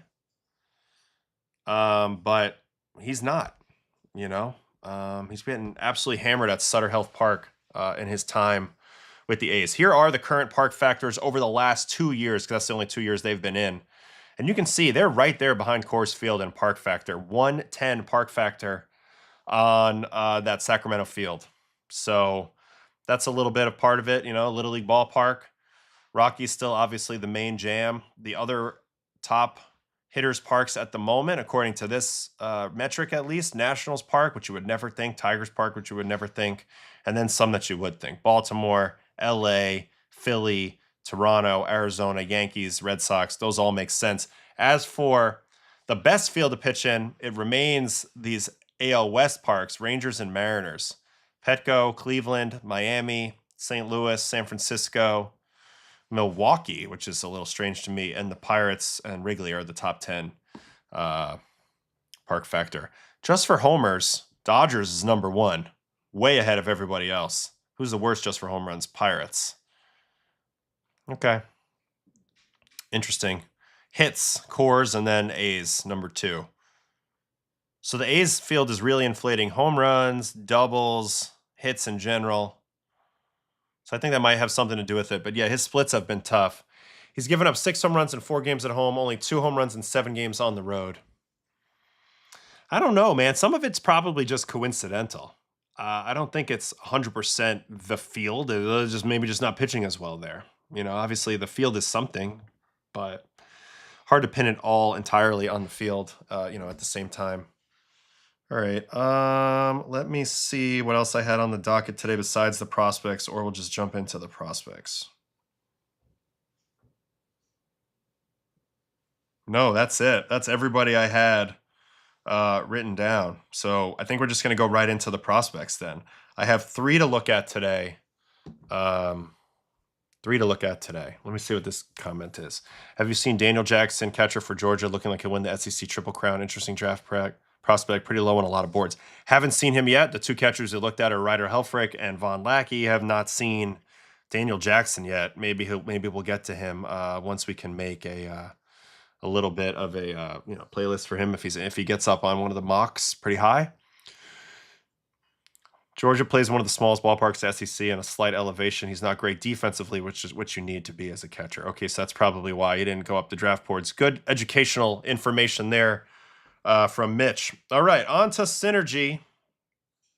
We got 3 guys to look at. We got 2 college pitchers and 1 high school hitter. So we'll start with our first college pitcher, which is Cade Townsend of Ole Miss. Here he is. There's some fastball, 97 miles an hour over the top, little delivery here. 2-1 Ole Miss. Bottom of the third. Trying to chase a high fastball. So throws plenty hard. Balls in the zone. You can see that fastball playing up at the top. That one's 93. We saw 97 earlier. Ball takes a strike. 1-2. Pretty compact little delivery here. Actually reminds me a little bit of River Ryan. Maybe a little bit more of a lean back, but similar body type. Vaughn at third, Steele at second, Neal at first. Kind of a chase. Just blowing away some Bama guys. That means it's all good. And so there's a lot to like from scouts in Cade Townsend. Ooh, there's a breaking ball. See you later. That was nasty. Innings, and keep us in the ball game. Coach, Ooh, curveball. We'll let you go. LeBron, 286 hitter with Oh, this is Justin LeBron. Curveball there. So it's a big two speed down curveball, hard slider, hard four seamer. There's the hard slider. That's a nice pitch. That's a nice chase pitch. Here's the payoff. Ooh, and there's the curveball. So remembering we watched Liam Peterson of Florida. This is sort of like, you know, similar demographic, college righty, SEC.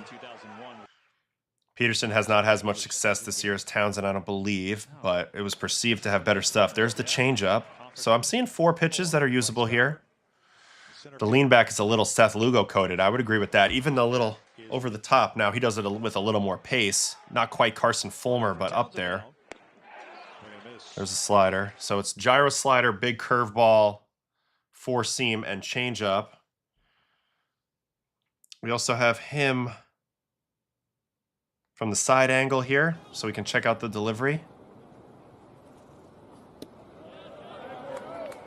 Huh. Who does he remind me of? There's a pitcher I'm thinking of.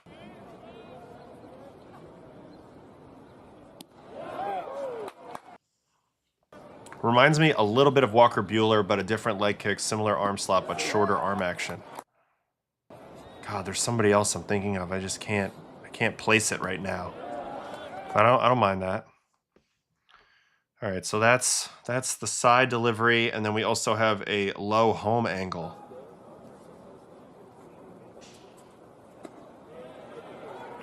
Thanks for making this, Mitch. This is really nice. Really, really nice.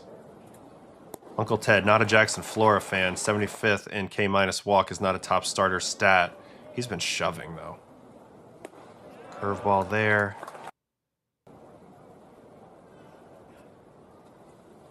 I can't think of the pitcher I'm thinking of, but there's something. I wonder what his extension is. He's definitely leaping down the mound. Doesn't look huge stride. I would say it's probably around average. But you can see that he throws with more intent on his fastball a little bit, but that's Cade Townsend. Real quick little detour to see what his stats look like. Cade Townsend, Ole Miss.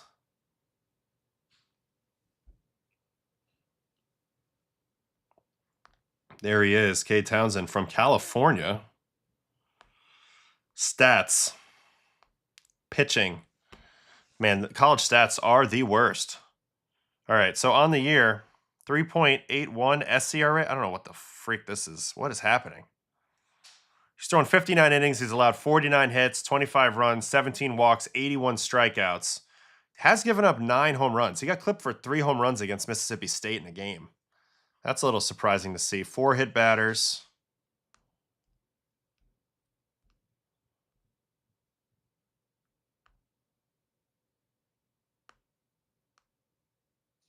Looks like he hasn't been pitching very deep in the game either. That game against Alabama that we just watched, 3 2/3, 3 1/3 the weekend before. I mean, really, his dominant start is at Florida this year, it looks like. Or at Tennessee and at Florida. Looks like maybe those 3 weeks at Tennessee, LSU, at Florida. Those are probably the weeks that he showed a lot. SERA is running season ERA. GERA is listed for his ERA of the specific outing. Got it. Thank you. All right, so that's Cade Townsend. Seems like he's been good, but not necessarily shockingly dominant. I do think that he's got pretty good stuff, though. So, okay, that was our first guy to look like. You in the Hall of Fame yet? I'm in my college Hall of Fame. I don't know. Does that count? All the best NCAA pitchers are sophomores. Okay, what am I looking for? Synergy. All right, since we're on the topic of college pitcher, let's watch another college pitcher next. Hunter Dietz, left-handed pitcher out of Arkansas, who's been hurt quite a bit, was a big prospect in high school, and has just recently come back. I believe with some good results. I'll fact check that on the end. But here he is, lefty, kind of an over-the-top look to him. Here's Rylan Luho.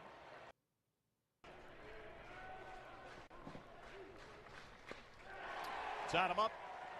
There's a nice, I mean, the fastball, I think, has a little bit of left to right plane and downhill plane, so I'm expecting him to have some breaking action. There was a curveball. Yeah, so he's going to be able to get you to chase below the zone with his natural angle to him. Yeah, that's a good slider. I like that slider a lot. That's legit. So everything he does this year is something new, and he gets a strikeout. Honestly, he hit from the stretch. He reminds me a little bit of Brent Hedrick on the Yankees, the relief pitcher, who's got a good fastball, good slider. I like the delivery, very simple. I think he'll be able to throw strikes quite a bit. Fastball looks a little cutty to me. Yeah, I don't have the data on that, I don't think, but that's it's pretty cool. All right, here's the side angle. Oh, wait, maybe not. I mean, this is a next level. Side angle, here it is. Oh, I like his delivery. I like it a lot. It's super simple. Very quiet.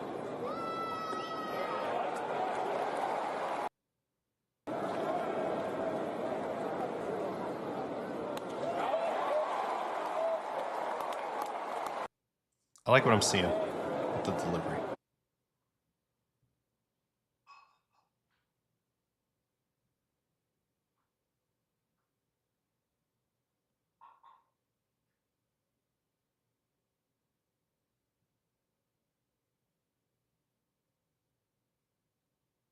I actually think he could probably throw harder.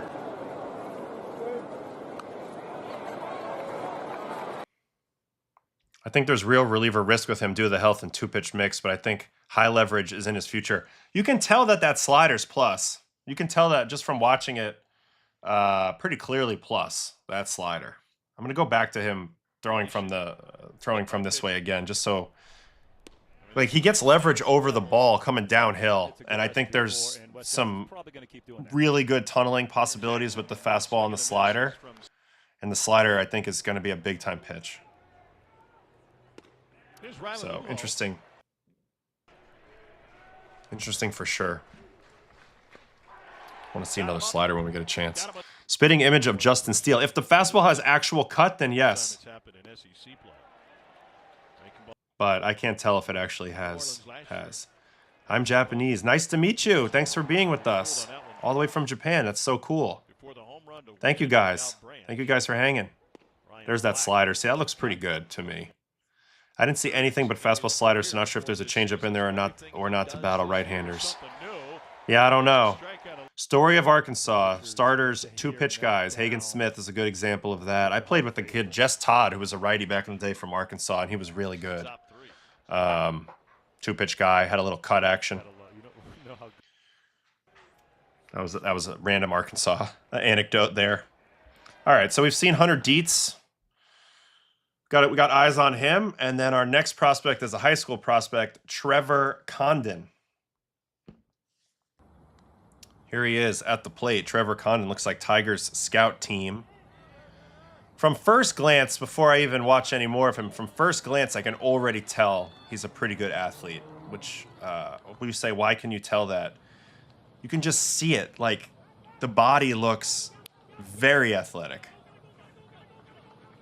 Kind of a shorter setup, but again, it's high school. It's hard to tell how finished a guy is physically. but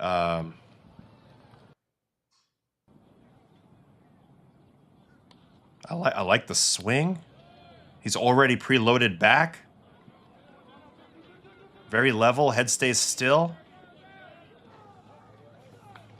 He has top end speed. You can just see it. He's an athlete. You can see those legs, you know. For big moments. And again, we saw him hit 6 homers during the Yeah, I think I could actually catch up to Kaima Taira if you want in a minute. He's going to have himself a broken bat. Charlie Condon's little brother. Is that true? They're related? That's awesome. So Georgia guys. You know what? This is a good comment on Dietz before. A touch of David Peterson. There is a touch of David Peterson. I agree. There's a touch of that. Not as tall as David, but yeah. Anyway, I'm liking his swing a lot. Look how early he's loaded. Actually, he's got a little bit of Bryce Harper right before he delivers the bat. There's a little bit of like a lag there that Bryce has. Watch, he loads, and then this from here on, that little re-raise up of the hands before dropping down. Now, Bryce has a special ability to do that, and he's somewhat cleaned that up a little bit, but I'm seeing a little bit of that for sure. Let's watch the kid from the side after this swing.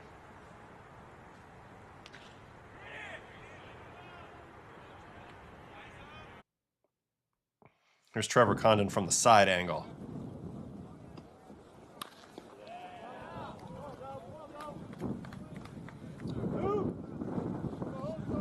Speaking of Peterson, what'd you think of his outing yesterday? I thought it was really good. I know that he was in a little bit of a jam. That first inning ended up getting a big strikeout on a slider.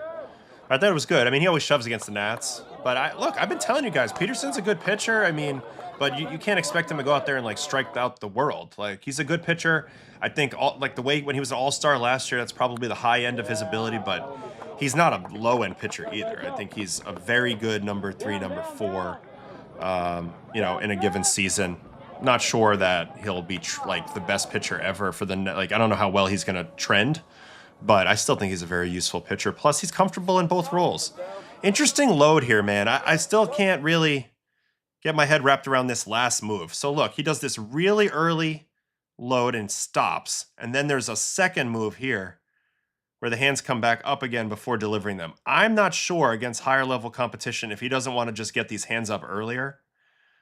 But right now that's a part of a secondary loading mechanism that I'm not sure how I feel about. You guys seen what I'm talking about? Condon is a hella fiery, plays with a lot of passion. We're talking about 2 people at once, but it's fine. Per Eno on rates and barrels, Peterson lost the most called strikes at the top of the zone due to ABS due to any other pitcher in baseball. Wow. So you're loving the swing. I want to run it. I want to run the swing back a little bit longer. I don't dislike it, but it's definitely an interesting start-stop. Like Mitch is saying here, there's a start-stop aspect to it. And hold on, I'm going to reload this this playlist. There's a start-stop to it, I would agree. And then also, like, the fact that he re-wraps his hands here at the end, I'm wondering against better competition, he'll be able to keep doing that. But no doubt he looks like a great athlete. I'll take your word for him being a fiery player, gritty player, which I love. Look how dirty that uniform is. That's beautiful. I like the 2-hand finish. I think he'll be able to go to all fields. But yeah, I wonder a little bit about that double pause. Yeah, they start down, but then they go up to come back down. It's just like it's an extra amount of movement. Why not get them into the cock position earlier? I'm just wondering. I'm not sure about the answer to that, but that's what I'm kind of wondering. That last swing was better, more of a pause and not a stop. I mean, I guess he's waiting on the guy to throw the ball, but aesthetically, beautiful swing. A little curious about the load pattern. Don't have any reason to poo-poo it, but could be a thing. Reminds you of Jacob Parker. Okay. All right, so there was this one more guy to look into. What's his name here? Kaima Taira. Let me see if I can find him on Synergy, all right? Because we have some NPB. And then I got to say goodbye in a little bit. I have a Zoom here in a few minutes. So, multi-game, pitcher, Kaima Taira, Cebu Lions. This has been requested for a long time from Joel Duval. Appreciate you requesting this for a long time. So Thanks for that. Apply. Let's look at his games. This is the most recent one. So here he is, Kaitima Taira. Ooh, a short little guy.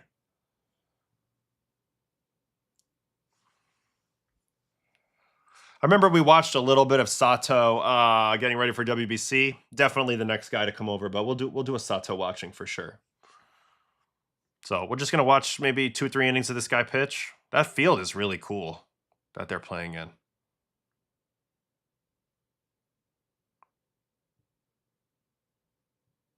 That was a nice big curveball. So physically, he's a little bit unique looking. Definitely going to be a low release height.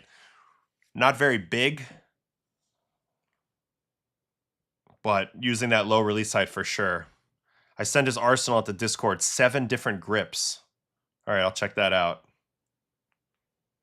This is great. Change up away or splitter. Good pitch. I'm loving this stadium, right? This is the is this the Cebu Lions, or is it whose field is this? Maybe the Fighters? This might be the Fighters. Oh, baby, how's your knee? Oh, Franmil Reyes, what's up, dog? Yeah, that fastball is going to play at the top of the zone from his release height for sure. That's the Nippon Ham Fighter Stadium. Little ground out there. Yeah, the Fighters. It looks beautiful. I want to go to Japan so bad and go to some of these games. He's a squatted truck version of Darvish. Yeah, a little bit. A little bit for sure.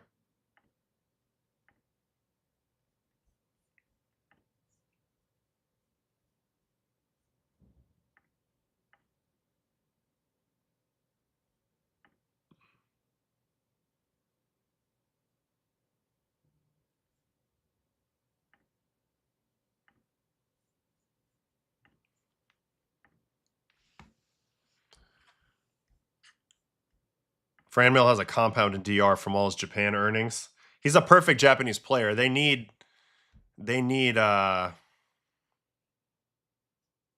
power, out there, so he can provide that. That's a nice sinker.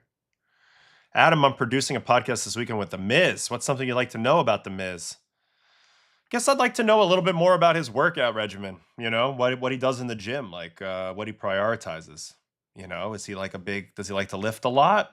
Is he more of a movement guy? Like what's his belief system in terms of his workouts? Looks like he's got those dump truck legs, so I would assume he does quite a bit of working out. Yeah, you can see this guy's got a huge mix, to your point, Joel Duval.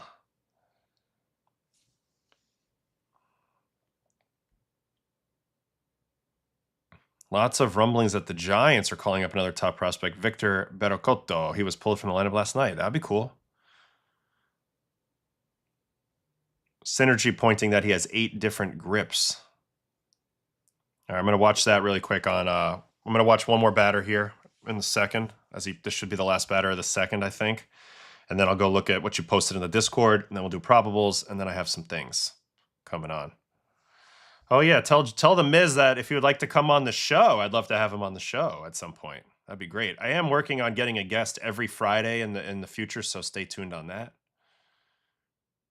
Does he generally sit at 96 miles an hour? I don't know. It's looking like it.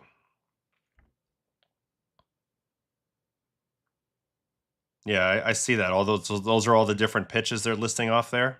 1, 2, 3, 4, 5, 6, 7, 8. All right, there's the fly out. All right. That's it for him. Let me see what we got in the Discord.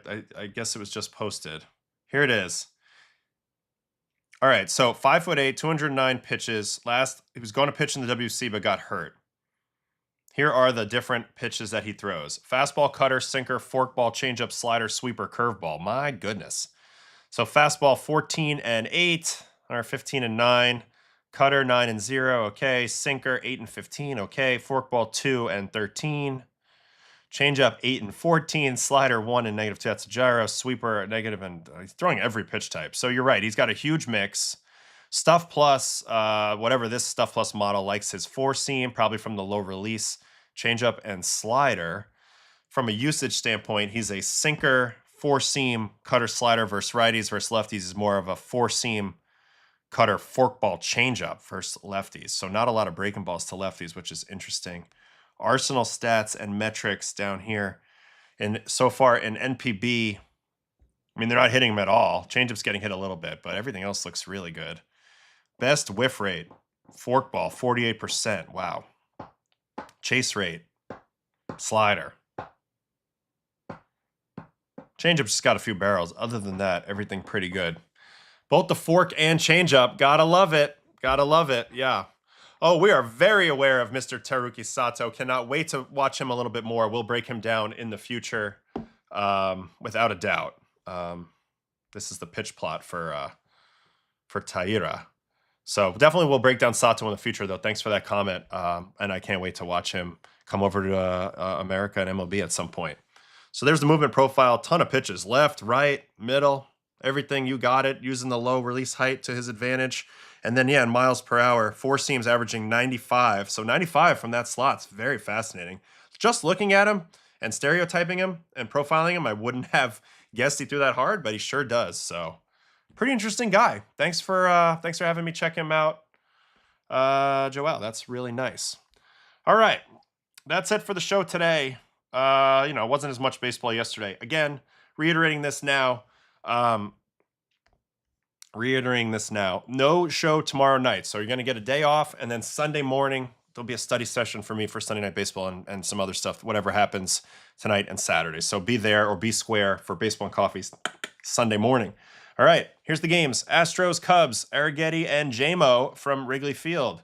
Cardinals, Reds, Kyle Leahy, Chris Paddock. Guardians, Phillies, Gavin Williams, Christopher Sanchez. Can Christopher Sanchez keep it up? Leader in the clubhouse at Cy Young, right? Him and Sale. Rays, Yankees, here it is. Nick Martinez and Garrett Cole. Number 45 returns to the mound.